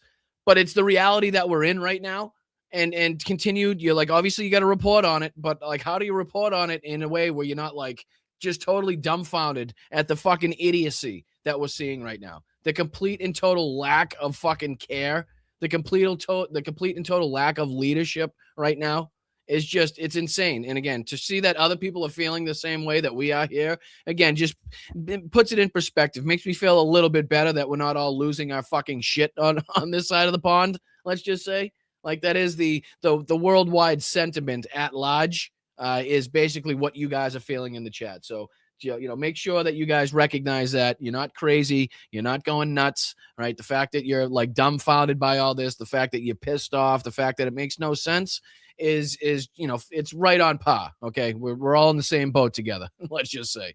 All right. Speaking of, being in the same boat together, none of us would care to be in the same boat with this asshole. And this is, again, just some fucking major cope that we're seeing right now. Some major, major cope from people like Benny Johnson and the rest of these people trying to somehow turn this into a victory, turn this into a win, turn this into a bright spot, turn this into a power move somehow by Donald Trump. And this is Benny Johnson's latest attempt at doing that.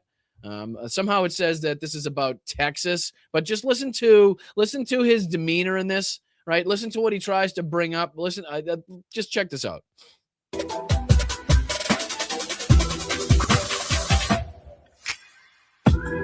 Yeah, we're not waiting. Oh, did I have it? I did have it pulled up at a certain part, didn't I? I do this every time with you guys. I think we could do this, though. I think it's right around here. I do remember where I pulled it up. All right, here we go. Play. Any day now you could play. It would be great. Just play. Why not? Why are you doing that to me right now? Everything was going so well. Everything was going. Here we go. All right. Red states are planning on gaining all of the electoral seats. Blue states are losing. And this is how, excuse me, I should have said some more context to this. This is how Benny Johnson is very worried about Texas. Okay. Remember how we talked about yesterday, the turnout for Democrats, how the numbers have basically flipped in Texas as for, voter turnout for the GOP primary, as opposed to the Democratic primary. How it was about a 20-point lead for, several years, generations, basically, for the Republicans. And that's kind of been flipped on its head, as we saw in the recent primary. Well, that goes in line with what we saw in all of the general elections, the enthusiasm and the people willing to get out there and show their displeasure with the regime now put in place, now with the Trump regime. And this is Benny Johnson trying to get it across to his viewers, trying to get it across to his fans that they're not looking at a very good fucking showing come midterms. And he's very worried about Texas. Like, again, having Republicans be worried about fucking Texas, ladies and gentlemen, is a big victory for the Democrats, okay? I mean, that just goes to show you how the sentiment has flipped in this country. If the Republicans are now worried about Texas, one of the most heavily gerrymandered fucking states, in the country right now, and they're worried about Texas. Listen to this. A net swing of 20 electoral votes to red kingdoms. We just got to keep it. We just got to be strong. We got to be smart. I'm really happy with some of the results in Texas, obviously. I'm really happy that some of the more inauthentic and cringe Republicans lost or got wounded.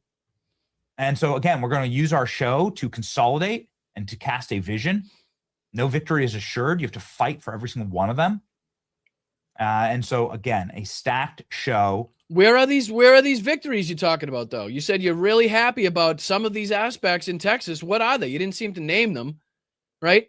And I think I just caught it just after the part where he said he's worried about it. Either that or it just comes up here. But again, he didn't go on to show any of the bright spots. He said it, but he didn't show them. That's funny that happened. The Battle of Texas is before us. My name is Benny Johnson, and this is The Benny Show. Patriot Mobile. Just him acknowledging that there's a battle for Texas, again, is a step in the right direction, I got to say, okay? Is a fucking should be a huge wake-up call for the GOP. The battle for Texas is something that I don't think we were planning on seeing or hearing relatively, or at this point, I should say. Obviously, we're hopeful that we were going to see it at some point, but, to actually hear Benny Johnson here confirming that there's a battle for Texas and that, there's, no certainty, there's no guarantee for the GOP in Texas is again, a victory, and just goes to show you, again, an example of where the public sentiment is at. Is the cell phone provider. No, we don't do commercials here for you, Benny. So we'll skip off just to where he finishes off his commercial. James Tallarico, exactly what a extreme radical this guy is. Patriot Mobile offers prioritize the main carriers. Shut up. .com/Benny. Shut up. .com/Benny. Shut up. Speaking of George W. Bush, Trump polling. You'll note that Donald Trump is actually polling better than Barack Obama and George Bush. Oh, listen to this, Cope. This is great. Listen to this. Second chart. It's not much better. I wish it was a lot better. But Trump is now officially polling better than, what the Democrats consider the Messiah. We're going to talk about. Now, just curious, guys, what was taking place in 2006, right? What was taking place in 2014?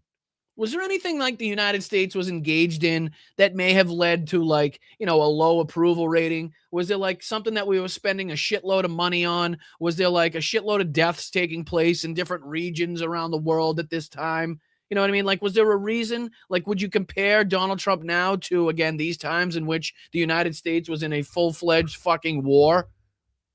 Right? Where we were losing soldiers, where we were losing fucking people, where there were civilian casualties all over the fucking place. Like, that's really what you want to compare it to at this point? And you heard him say, I wish it was higher, but he's trying to eke out a victory at some fucking level, any level right here that he could get to his base, that he could give to his base to be like, look, at least we got this going for us, right? And this is what he's pointing to. Yes, absolutely, Bethany. Absolutely. And I hope you had a wonderful birthday. Same with Nick. If Nick's in the chat, I hope you guys had a wonderful birthday yesterday. I appreciate you sharing some of the time on your birthday with us here. I do appreciate it, Bethany. But yes, absolutely. We were engaged in another war, as the United States typically is at any given time. But again, that's what he's comparing this timeline to. That's what he's comparing the approval rating to. A president at a time where we were, again, engaged in a full-fledged war, and things may not have been going so well, let's just say. You know what I mean? How hedonistic and blasphemous Democrats are in their selection of James Tallarico today. But like, check this out. President Trump, Obama, Bush, second term job approval. President Trump's 2 points above Obama. Please zoom in, Klein. Can't see it. Or at least put the date on screen. Thank you. President Trump's 2 points above Obama and is like an order of magnitude above George W. Bush. I mean, that's 5 points right there. Yeah, God, geez, better than George Bush. Round of applause, ladies and gentlemen. Round of applause for being better than George Bush in 2006. Golf clap in the chat. That's a golf clap in the chat for Benny. He's trying desperately, ladies and gentlemen. I mean, this cope is he's laying it on pretty thick, I gotta say. I haven't seen cope like this from Benny in quite some time, and I know he can't read, so cope's pretty much all he's got at this point. So, like, okay. There's a lot of humors out there.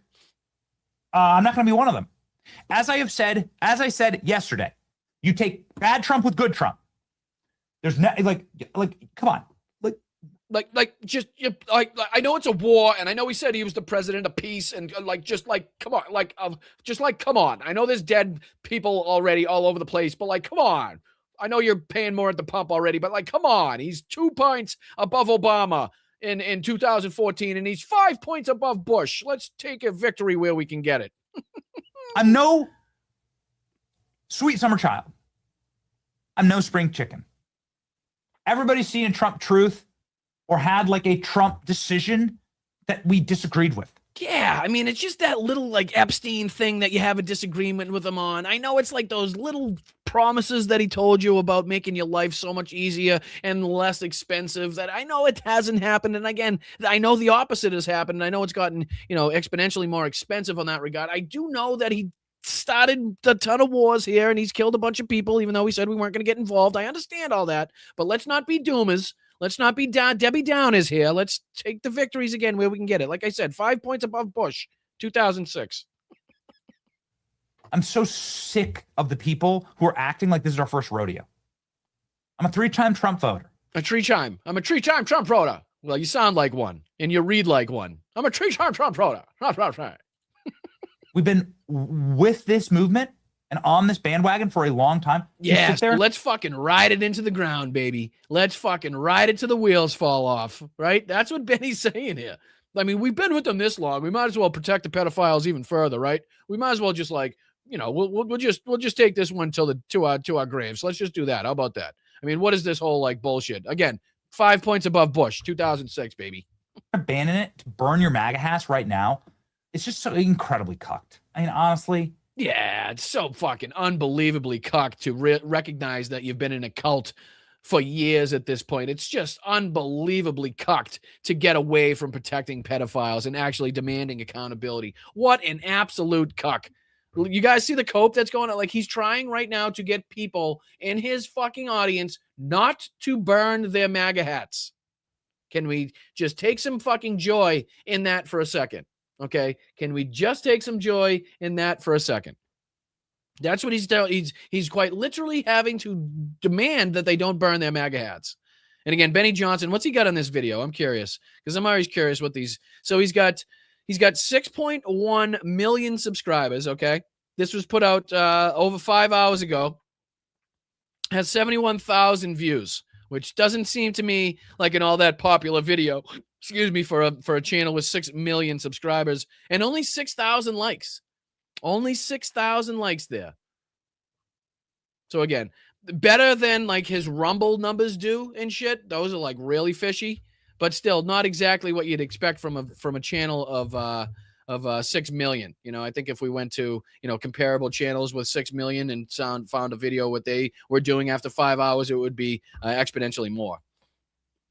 It's just incredibly weak. And I'm going to say this. Say it. Because I think there's a lot of people that actually don't have any fight. Say it with your whole titties. In them. And it makes me sad because I actually have something that I'm fighting for. You are, and it's gay rights. I know you haven't come out yet, and we're very accepting here. I got to say, I want to preface this by saying we're very accepting.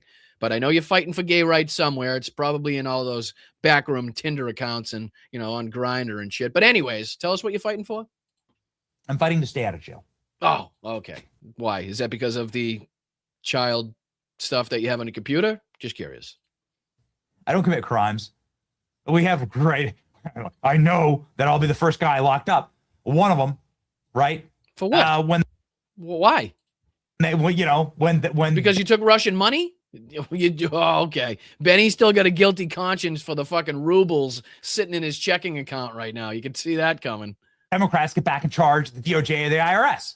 You know what they're going to do. Ooh, yes, I do, baby. I do. They're going to look really closely at where those fucking dollars came from for you and Tim Pool and the rest of those. What was it? Jack Posobiec? Who are the other people that fall through the cracks that were involved in that too? Because we always talk about Tim Pool and Benny Johnson, but there was a few other assholes involved in that seemingly get to slip through the cracks, don't have their names mentioned much. But we should recognize all of those motherfuckers because it seems like Benny's really worried about getting back in power, the Democrats getting back in there and taking a look at his old financial statements, let's just say.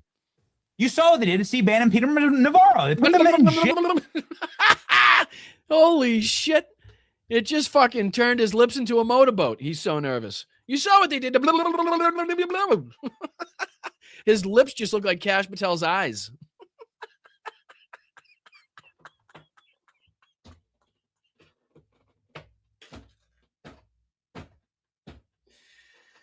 Oh, I'm going to hell and I like it.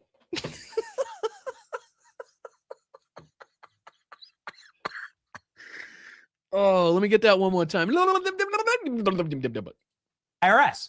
You know what they're going to do. You saw what they did to Steve Bannon and Peter Navarro. They put them in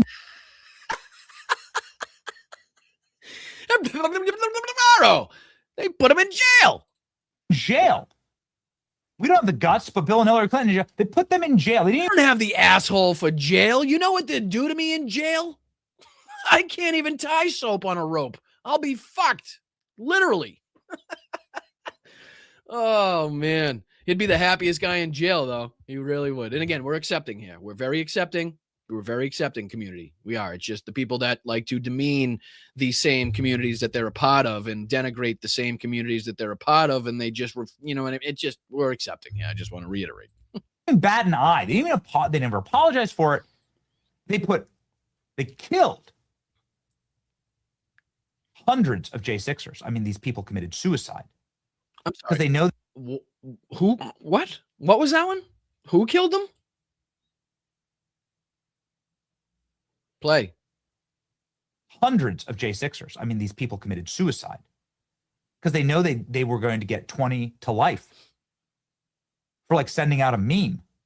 Put a meme maker in jail. Douglas Mackey. They charged him for a meme. Do you realize what these people are going to do? Do you realize the vengeance they're going to visit upon us?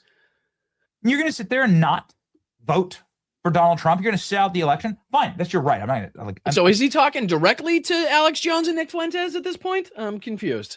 But again, this really reminds me of like, what is this? This is kind of like, would be like the Germans, right?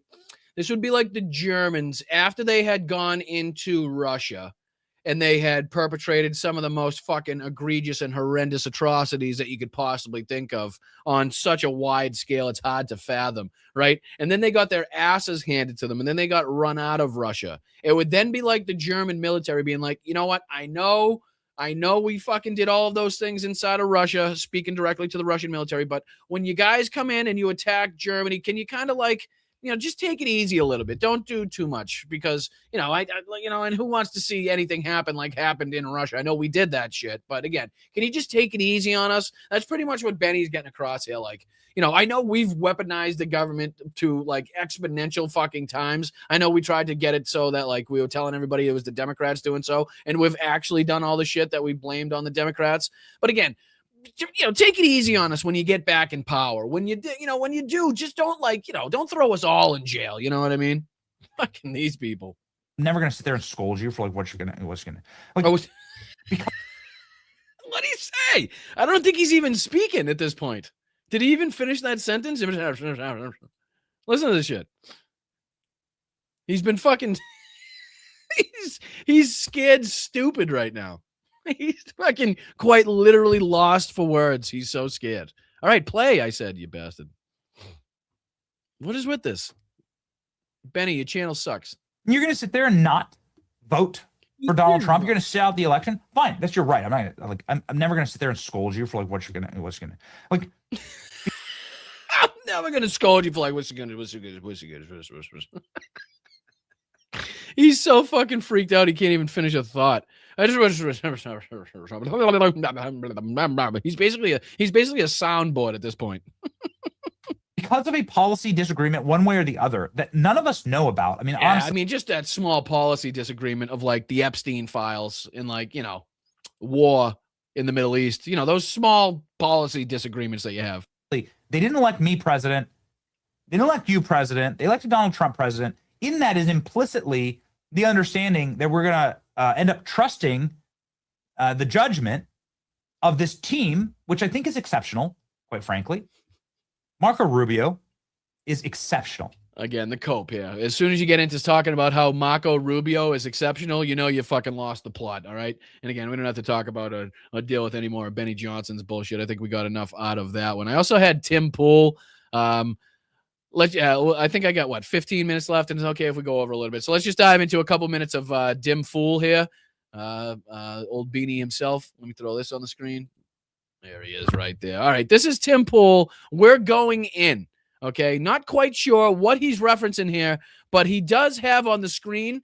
He's talking about what we brought up the other day. I'm not sure if it's the specific thing, but he's talking about a suspected military insider that won and could win $100,000 by betting on the U.S. forces entering Iran. Remember how we talked about the poly market bullshit and how there was a guy, a MAGA account, MAGA my man, that registered their account, placed their bets, and won about $500,000 to $1 million in, I don't know, a couple hours based on the insider knowledge of when we were going to strike Iran. So showing clear corruption as we've seen from this administration. Just the fucking degenerates that are involved have no problem doing any of this shit. But I just want to see how willing Tim Pool is to call out what should be clearly the finger pointed directly at this administration, who has Don Jr. with ties to Pentagon contracts, defense contracts that are, again, involved in what's taking place here. So let's see what Tim Pool calls out. I only want to, we don't have to check out much of this. We don't have that much time anyway.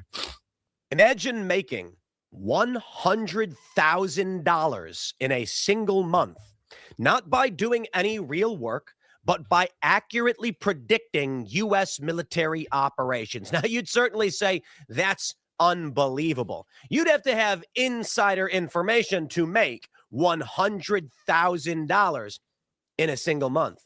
And that's what we're seeing right now. A suspected military insider won $90K correctly predicting 9 separate military events. This guy is now betting big on U.S. forces. I mean, I guess you entering just could have Iran. got really lucky 9 times, right? I mean, it's not like it directly points to insider knowledge that you got all 9 of the things that you bet on correct as far as the timeline of strikes on Iran and what would be struck and who would be killed and all of that. It doesn't directly point to corruption and insider knowledge, right? No? Oh, it does? Okay. He will win nearly $100,000 if he is correct. The question that has plagued us since the beginning of Tim sounds sick. Sounds like he's been choking on a couple moist microphones, if you know what I mean. And again, we're accepting here. We're accepting here. We do appreciate everybody here. It's just the people that demean and degrade these marginalized communities that we don't have any respect for. I want to reiterate that. I should get like a ticker on the bottom line that says that. Operation in Iran. We can't say war. We didn't declare war, but sure, we're at war. The question is, will there be U.S. boots on the ground? And I tell if you, you're talking about the corruption, we got a long time to go, Bob. Unfortunately, we got a long way to go. My friends, the answer is likely going to be yes. Now, I don't know for sure. Trump is a different player. He does things differently. But I think the reason is yes, because there's no alternative. Now, of course, Israel may deploy their own troops into Iran. I don't know if that will be enough, but Israel is calling up 100,000 reservists. So and maybe again, it doesn't seem like the anti-war fellow here, Tim Pool, who's supposed to be against all of these fucking incursions into foreign wars and believe the no new fucking war president, the president of peace bullshit, doesn't seem to have a big problem with it. Seems to have a problem with like the insider knowledge of like people winning $100,000, which again, in the scheme of things is chump change compared to even the other story. So why he's referencing like the smaller amount than this is beyond me. That MAGA, maybe because it has MAGA in the account. The other one, this one doesn't necessarily have MAGA in the account. So that's why he's probably using this one. But doesn't seem to be calling out, again, the fact that we're not ruling out boots on the ground. Israel's not ruling out boots on the ground. Again, we're not ruling out the secondary and possibly the third fronts opening up, whether in Lebanon or with the CIA-backed Kurd invasion, on the ground there in Iran. Doesn't seem to matter to Tim that we've had, again, bloodshed by U.S. forces. Doesn't seem to matter that we've had thousands killed in the region. Doesn't matter to Tim, but, if you ask him, he's against war. He is against war, but not so much when Republicans are doing it. They're active duty guys. They send them into Iran because you will need an occupation to stop the Iranian government. And are you for or against that, Tim? Are you going to give us your opinion either way on that, or are you just going to just shout it out to the audience and just, let's see what happens. Let's play it by ear. Man, I watched these, I read these articles about how the U.S. took out Khomeini. Bro, you get a fighter jet flying in the air, fires a missile, it's called like Blue Sparrow or something, which launched itself into space and then goes right over the target and comes straight down, kaboom. He sounds like a 9-year-old coming home from school. Like, you ever ask your kid, like, hey, how was school? What'd you guys do in school? Well, Thomas had a train that he had. It went up to space. It came back down. It went a boom. And it was fucking awesome. It was just great. They probably don't say fucking. I ad-libbed that one, obviously, depending. Maybe your kid's really cool. If he says that, he's cool. He or she, I should say. But again, it's like, what happened? My lunchbox went up to space today. And then it went straight down. It went a boom. Went a big boom. It's like, fucking, how old are you people? You know what I mean? Again, the anti-war guy is now creaming in his pants because of the technology that was used to, again, take out a leader illegally of another fucking country. Can't intercept or block it. Talk about absolutely nuts. But blowing up the palace with the supreme leader and all the top leadership doesn't stop the existing government from existing. They just keep putting new people in place. So long as they have communications, they're going to be organized to a certain degree. So how do you actually stop an Islamic fundamentalist government if that is your goal? And of course, it is regime change.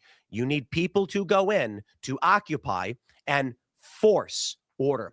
Fighter jets don't occupy street corners. And again, are you against or for this? Because it just seems to be like you're not taking a side in this matter one way or the other.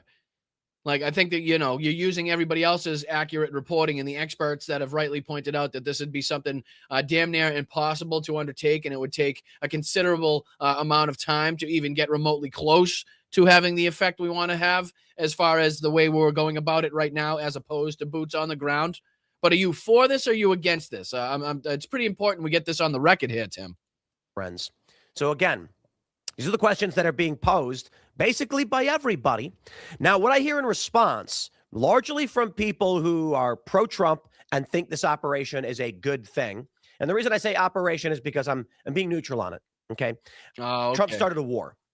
And the reason why we're hearing from Congress that it's not a war. It's typically the stance you take as somebody that claims to be anti-war when a war happens is that middle right down the road, not taking a stance on anything, right? That's what you see from people that are principled in their beliefs, that, you know, that stand firm on what they think, no matter who is in power, no matter who is enacting these things, no matter who is responsible for it, right? It's not like they flip-flop all the time and will just kind of sit back into the shadows when it's not politically expedient for them, right? They would never do that. Not like he would ever do that. But again, we don't have to, I'm not going to subject you to too much of Tim Pool. I want to get into just a couple minutes of this because it is important that we continue to, pay our respects and show our, continue to show to give the attention it deserves to the stuff that's continuing to take place all over the world here. Again, this is some more updates as far as the Ukraine all-out offensive is concerned, and I do want to reiterate here that I do love the military show. I think they have a great channel. They do a great job at compiling the facts and showing us on the map what takes place, but they do have a tendency to be a little hyperbolic, a little over the top with some of their rhetoric, with some of their claims, let's just say. So let's take it down a notch from what we hear on this, just a little bit, take it with a grain of salt, and let's just make sure that we understand that, there's a long way to go. And this is by no means the beginning of the end. You know what I mean? This is something that, we got to stay grounded in. But this is, again, just a quick update on some of the gains, some of the successes seen by the Ukrainian military. Slava Ukraine, I do appreciate you guys, everybody that stuck with me throughout this full-scale invasion, that has supported, my passion, my support for the Ukrainian people, that has supported the Ukrainian people on your own right, doing your own thing in other ways. I really do commend you guys. I appreciate you guys. I appreciate the support. The Ukrainian people appreciate your support. And then after this, we'll take a look at the Help 99 campaign and see if we've made it any closer to our goal of 100% in sending a truck to the 72nd Separate Mechanized Brigade to help out, to save lives. Each truck saves roughly about 50 lives on average. So just think of the help we could be doing here. Just think of the good that we could be doing here at Blunt Politics. And you guys are. But let's get to 100%. Again, this is the military channel, the military show. Let's dive into it. Appreciate you guys. Russia has officially lost the winter war in Ukraine. What was supposed to be a period where Russia's long-range strikes against Ukraine's energy infrastructure. And again, I'm not so adverse to that opening statement, right? I don't think it would be hyperbole to say that Russia has lost the winter war. So basically the winter campaign, we're now coming out of the winter campaign into the spring and summer offensive time, right? So I don't think it would be wrong or hyperbolic to say that with the territory regained, even at the later stages, even at the last part of the winter campaign, that it was an epic failure for Russia, that they did not obtain the goals that they wanted to obtain. They expended more armor. They expended more artillery. They expended more manpower than they expected to gain, minute areas of territory, non-substantial areas of territory. And to see that taken back in such a quick time period, to see the amount of territory taken back in such a quick time period, again, does a great deal into stomping on the morale of the already low morale of the Russian troops on the front lines. So again, there are some hyperbolic statements made here. I do have my right hand up accountability. I make it plain and clear. I try to be as honest and upfront with you guys as humanly possible, but that's not one of them, I don't think. Facilitated a push forward on the ground, turned into a bloodbath for Putin's forces. Thousands upon thousands of mangled Russian bodies now lie in the fields and roads of Ukraine. And in the wake of the winter bloodbath, Ukraine has gone on an all-out offensive that changes everything. Ukraine can't afford to get complacent. There is still a looming threat from Russia, again, which will only a arrive in matter the of time spring. before you start to see more scenes like this, as we continue to talk about how the ground goes from frozen to kind of, unworkable. It goes to muddy muck again as the snow starts to melt. It's pretty clear and obvious to see as to why the heavy armor would be hindered to get through some of these different areas. But again, as the ground starts to dry out, the sun starts to come out longer, the days start to grow. We start to see more armored activity, depending on what the strategy is. It still kind of remains to be seen, I think, as to how these different areas are going to be kind of attacked on a larger scale, if armor is included, considering the threat of drones, considering the change in warfare by drones, how they're going to be utilized, how many, is it going to be small groups, big groups, large attacks on a large scale, small attacks on a smaller scale, on a wider front. It remains to be seen. So, as the weather continues to change, we'll start seeing more of everything, basically. More action, more people involved, more movement on the front lines, as you typically do. So, again, the momentum being kind of thrown behind the Ukrainians at this point in time, going into the spring and summer offensives, is huge right now. That to already have the wheels turning, to already have that ball rolling as far as an offensive is concerned, well before the weather changes, well before the ground thaws, well before the Russians can take advantage, not take advantage, but react to it, especially with the communications blackout of Starlink, added on with the hindrance of not being able to use Telegram as far as the Russians are concerned. Again, adding those things all up just goes to show that the favorability for success on the Ukrainian side is pretty high right now, going into not only right now but going into the, again, spring and summer offensive. And be covered later in the video. However, Ukraine turning its own territory into a winter wonderland of Russian destruction is huge, and Russia has felt the effects in the bloodbath that Ukraine has created. The numbers are in, and they come from the commander-in-chief of Ukraine's armed forces, Oleksandr Syrsky. He says, "Over the 3 winter months, we eliminated more enemy soldiers than the enemy managed to bring into its ranks, and there's no denying that when you see the numbers." And again, that is the name of the game right there. That is the ball game in a nutshell. To eliminate more forces than can be fucking reestablished on the battlefield, right? Doesn't necessarily matter the amount of territory regained, so to speak, right? Doesn't really matter where the fighting has, occurred or takes place. But if you can continuously take out and eliminate more soldiers than they can replace on the battlefield, that's how you fucking win a war. And the more that you can do that, the bigger the gap between the amount of eliminated and amount of replaced, the quicker you could fucking get to an end to this, right?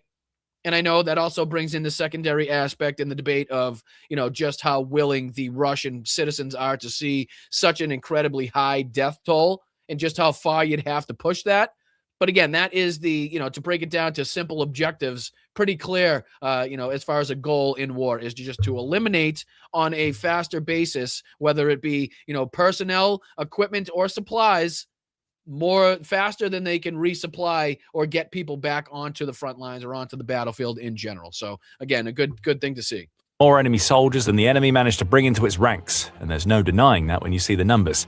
Between December 2025 and the end of February 2026, Russia has suffered a staggering 92,850 casualties, which means soldiers who have been killed. Jesus Christ, that's just from December to February, too.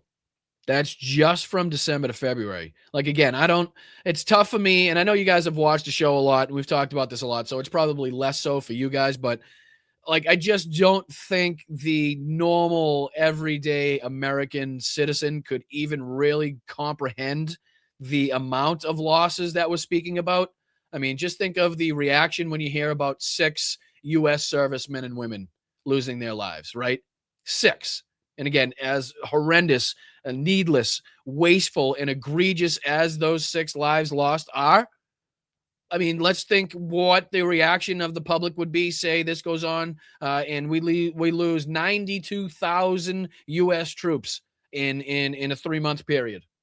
Like, try to fathom what the reaction would be. You can't really comprehend, right? It's just it's an unforeseen thing that the United States, luckily, has not had to deal with numbers that large, right? Not saying that we haven't made substantial sacrifices in wars. That's not what I'm trying to say, in case anybody tries to take it out of context or anything like that. But again, to put it in perspective, what are we at? 1.7 million at this point? What is it? What's the number? I'm forgetting the number right off the top of my head, but I think it's somewhere near 1.9 million, getting close to almost 2 million Russian casualties alone, if I'm not mistaken. December 2025 and the end of February 2026, Russia has suffered a staggering 92,850 casualties, which means soldiers who have been killed or wounded. That amounts to an average of 1,031 troops daily, Sierski explains. 1,000. I mean, again, this is numbers that we've seen regularly, but again, to see these numbers keep up through the winter campaign, I don't necessarily. And again, I'm not trying to put too much weight on the small bit of expertise I have in this area. I haven't covered it for so long, but it seems like to me it wouldn't really be out of the question or like out of the realm of possibilities for during the winter months, people when they're just trying to survive in the foxholes, just trying to survive in whatever shelter they have, for the number of again casualties to go down.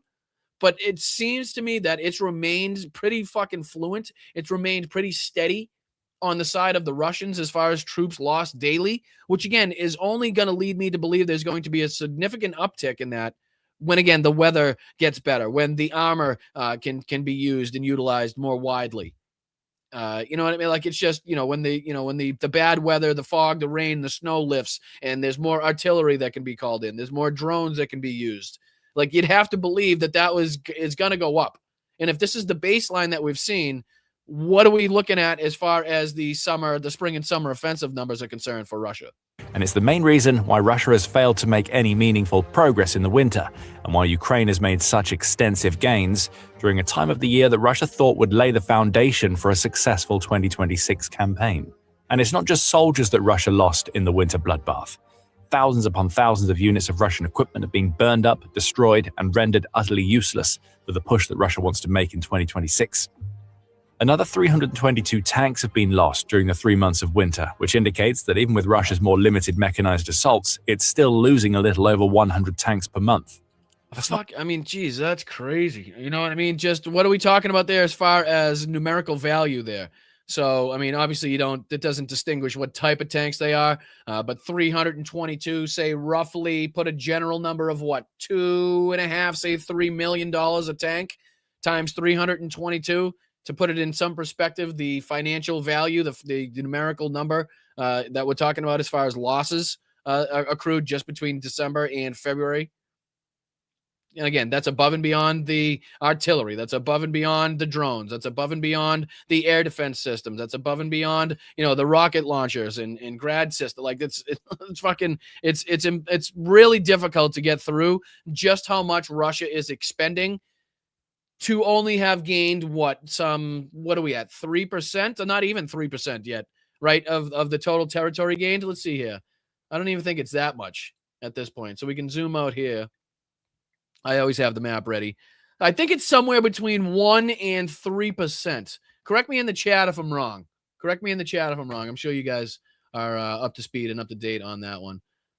But again, just to kind of dive into some of these areas where we're seeing here, if I could go down to, I always, where's Juliupol? Here we go. Here's Juliupol. So this is another area in which we're seeing some of the attacks take place. I was trying to figure out, basically any of the territory taken over in that area before we hopped on here. But again, the deep state map is typically, and for good reason, a little slower to change on that, to obviously make sure it's confirmed, to not give away any specific movement. So there's reasons for it.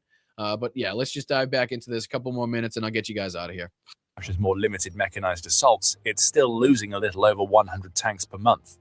That's not ideal for a country that is only building and rebuilding about 400 tanks per year, of which some are refurbished T-80s rather than the newer T-90s that Russia manufactures. I'm going to say that math doesn't math, guys. I'm going to say that math doesn't math. If you're building 400 tanks a year, but you're losing 100 tanks per month, let's just see, on the net side of things, probably not a good way to fight a war. Just saying. At a rate of about 250 annually. Along with the massive tank losses, Russia also lost 430 of its armored combat vehicles during the winter. I heard that, alley-oop. Let's all in the chat be sending our good vibes and positive thoughts Summer's way. And also with Hal as well. Hal's been through a shitload lately. So, sending our love and good vibes towards Hal and Summer. Hopefully everything goes well in regards to, Summer's health.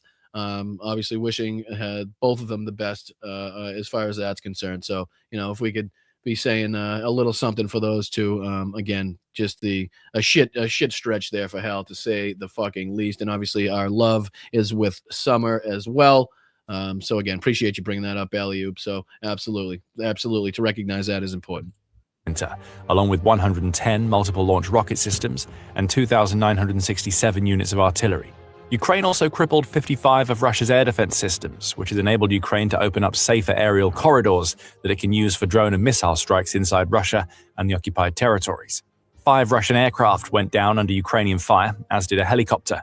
And even on the drone front, Russia lost 65,269 drones that were vital for its operations. I'm going to skip ahead just real quick here, just so they get into a little bit of the map and a little bit of showing you where these things are taking place, again, for the sake of time. I know we're a little bit over, and I do apologize, but I'll get you guys out of here after this. Territories in southern and southeastern Ukraine. A major offensive in the Alexandrivsk axis took place and is still underway, seeing Ukraine make remarkable gains against Russia in the direction of Zaporizhia and, slowly but surely, in the direction of Crimea. The purpose of this offensive was the total destruction of Russian groupings, likely small units of infiltrating soldiers maintaining loose footholds in occupied territories, to allow Ukraine to build up its defenses in Zaporizhia and Dnipropetrovsk. Aided by Russia losing access to Starlink, which it had used for drone operations and communications across the front line. That seems to be the reasoning behind the strikes in this area, as we've talked about before in the Pavlika area and down in this region in here. What is it? Stepnorisk, Stepove. Here's Stepnorisk here, here's Stepove here. So basically what he was just kind of describing, which is the ultimate goal, obviously, as we've known for a long time here, is to strike down inside of Crimea, get down back inside there, and to take the Crimea back as well.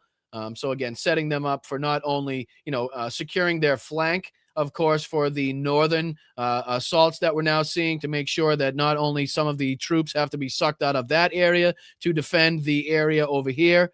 Again, any troops that can be taken out of the, the main fighting areas and kind of having to be put into these different areas where different attacks are taking place is obviously going to relieve some of the stress for the troops. But obviously you can see here for the, in the arrows of the Russian military, the directions in which they're attacking.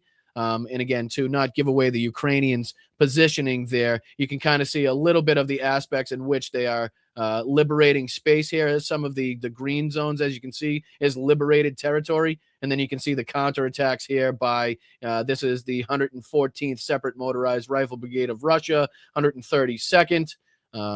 We continue here back further in the lines of 39 Separate.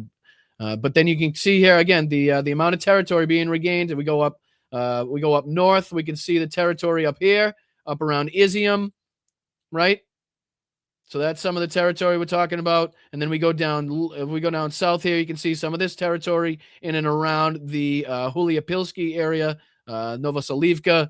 And then we go further south down in the Novodonlivka area, Mala Tomchatka. So again, to see some of the area taken back, liberated areas, another 5 miles taken back, another 5.7 square miles taken back. So again, good to see all over the fronts. But that is kind of the wider ranging plan, just kind of said by a dummy, just kind of in general terms here. You know what I mean? Obviously, we're no military experts here. We do our best to kind of sift through this with you guys and not for you guys. You know what I mean? But again, just to go up here to look at the Pokrovsk area to see how little has kind of taken place as far as on the Russian side. They talked about, what was it, a month or two ago, how they had taken over Pokrovsk. So to see how slow the progress had been, and then obviously taking back the territory is another 3.25 square miles taken back here in and around Fedorivka. So hopefully the push continues. Obviously, if we can do some drawing, hopefully I do believe that Yorgi said that the most of the attacks are coming from north to south in this general vicinity, right? So again, this area, North Dobropilia coming down.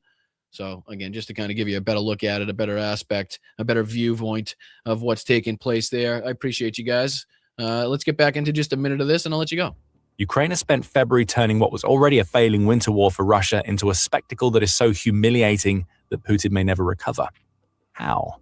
We'll answer that question in just a moment, but before we go deeper into that, you're watching The Military Show, and we bring you the full picture, not just the headlines.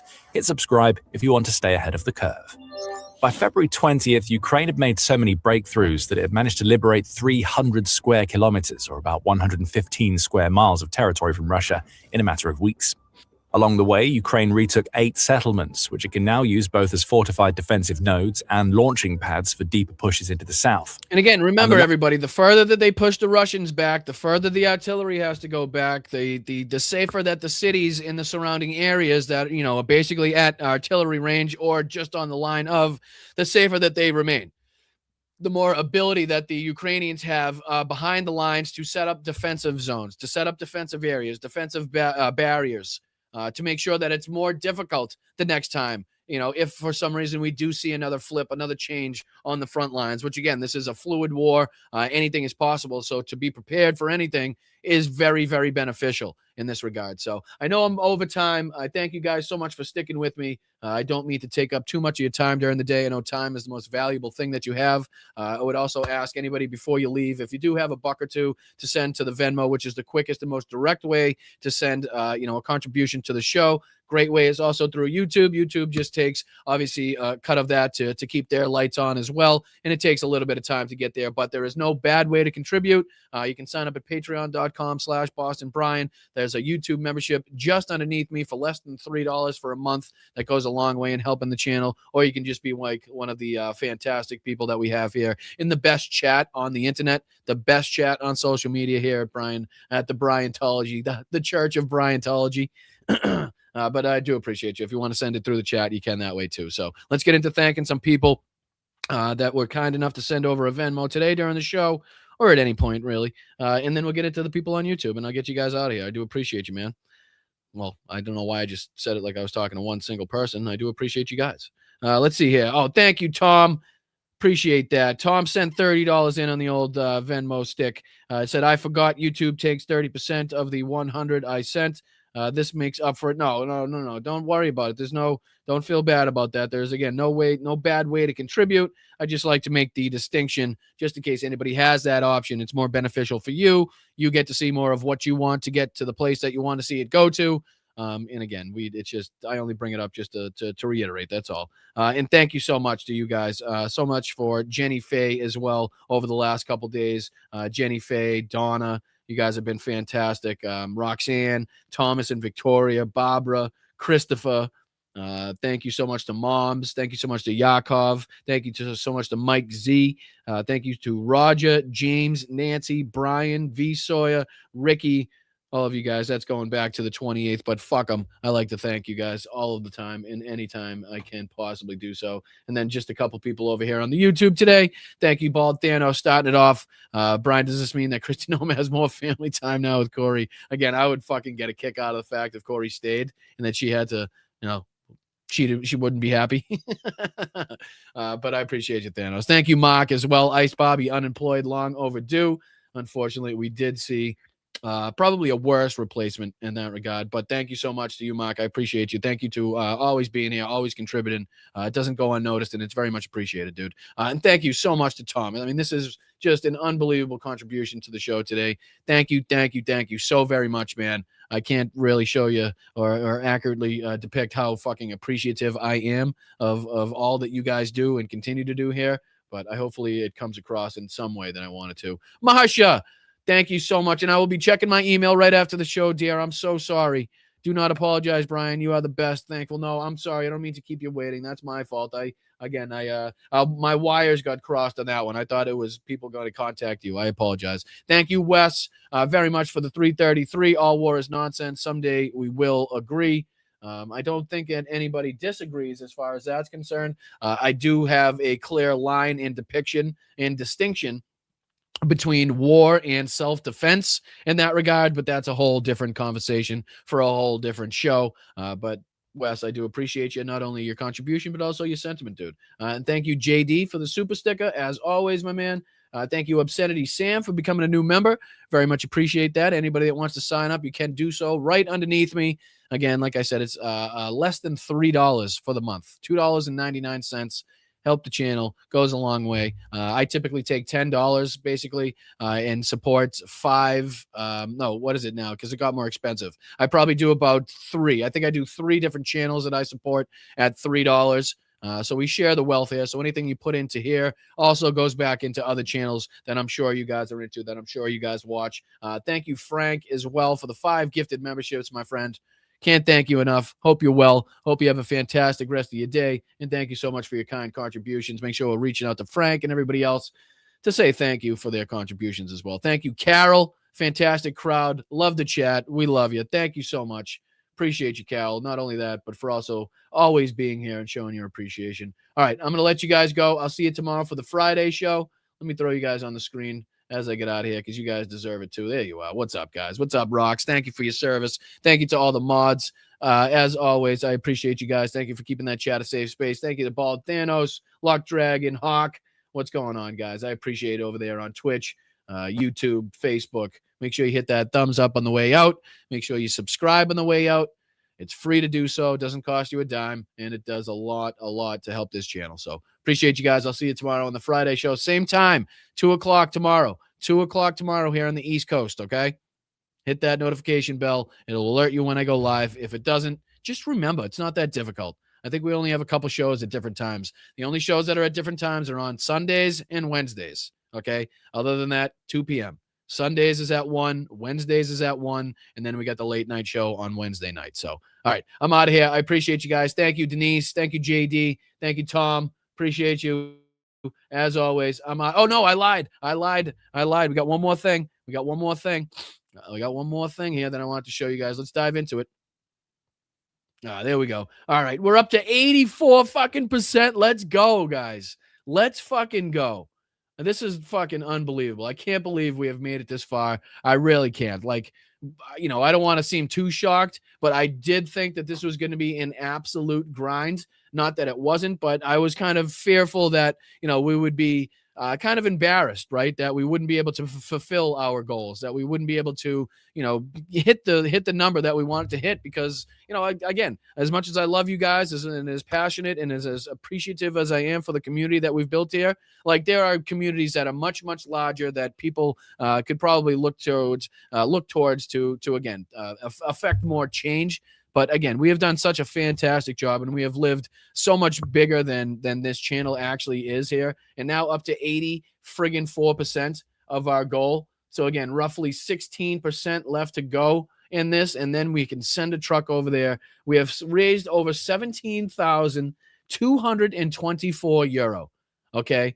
That's got to be over $20,000 at this point. It's got to be over $20,000 at this point. I don't know what the conversion rate is exactly at this point, but it's got to be somewhere near $20,000, if not more. So again, thank you guys so much. Round of applause to you guys, and let's continue to let's get there.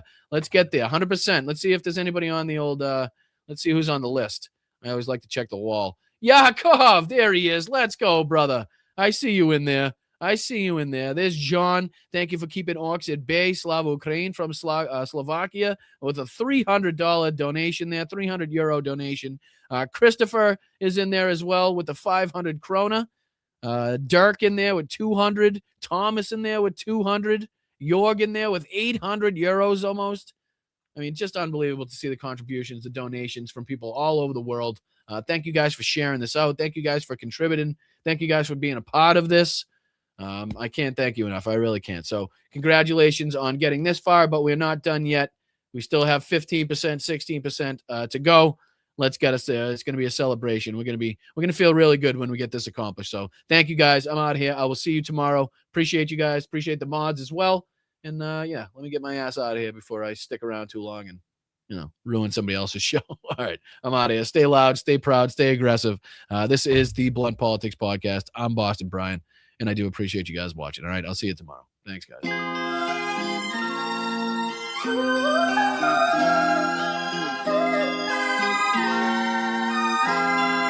Thanks, Pops. Love you, big guy. Very much appreciate you. Thank you to WW. Thank you, Estelle, Thanos, Tiff. Thank you, guys. Nick, hope you guys had a great birthday.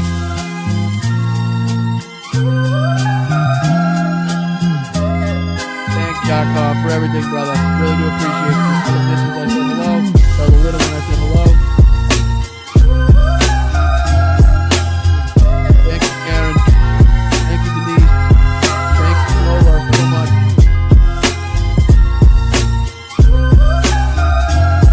Thank you, Luck Dragon. Thank you, Rock.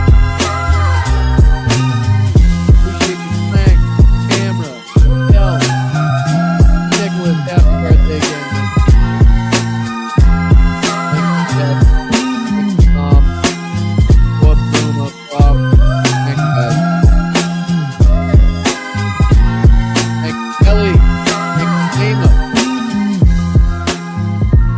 You have a good day.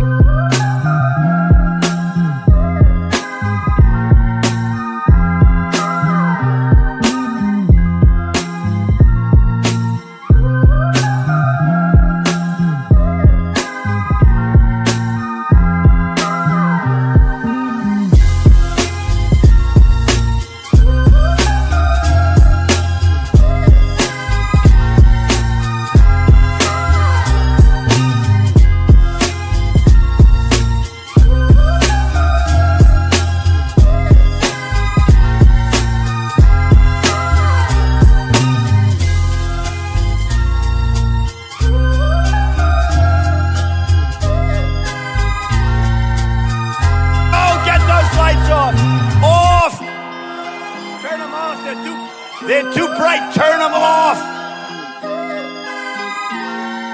Man, I ain't falling for no banana in my tailpipe. What uranium is, right? It's a thing called nuclear weapons and other things. Like lots of things are done with uranium, including some bad things. Brian, yeah, you're drunk. Get drunk. Brian, yeah, you're drunk. Get drunk. I am the chosen one. Here you got a little chubby going there. What in the hell was that all about? Fucking Nazis. Never fight uphill, me boys. Never fight uphill. They were fighting uphill. He said, wow, that was a big mistake. He lost his great general. And they were fighting. Never fight uphill, me boys. But it was too late. Thank you, M2M. I second that, Tom. I second that. Wholeheartedly. All right, guys. I'll see you tomorrow. I appreciate you keeping you all the time. You're a nation that just recently heard that Saudi Arabia and Russia will repeat you. Or go fuck yourself.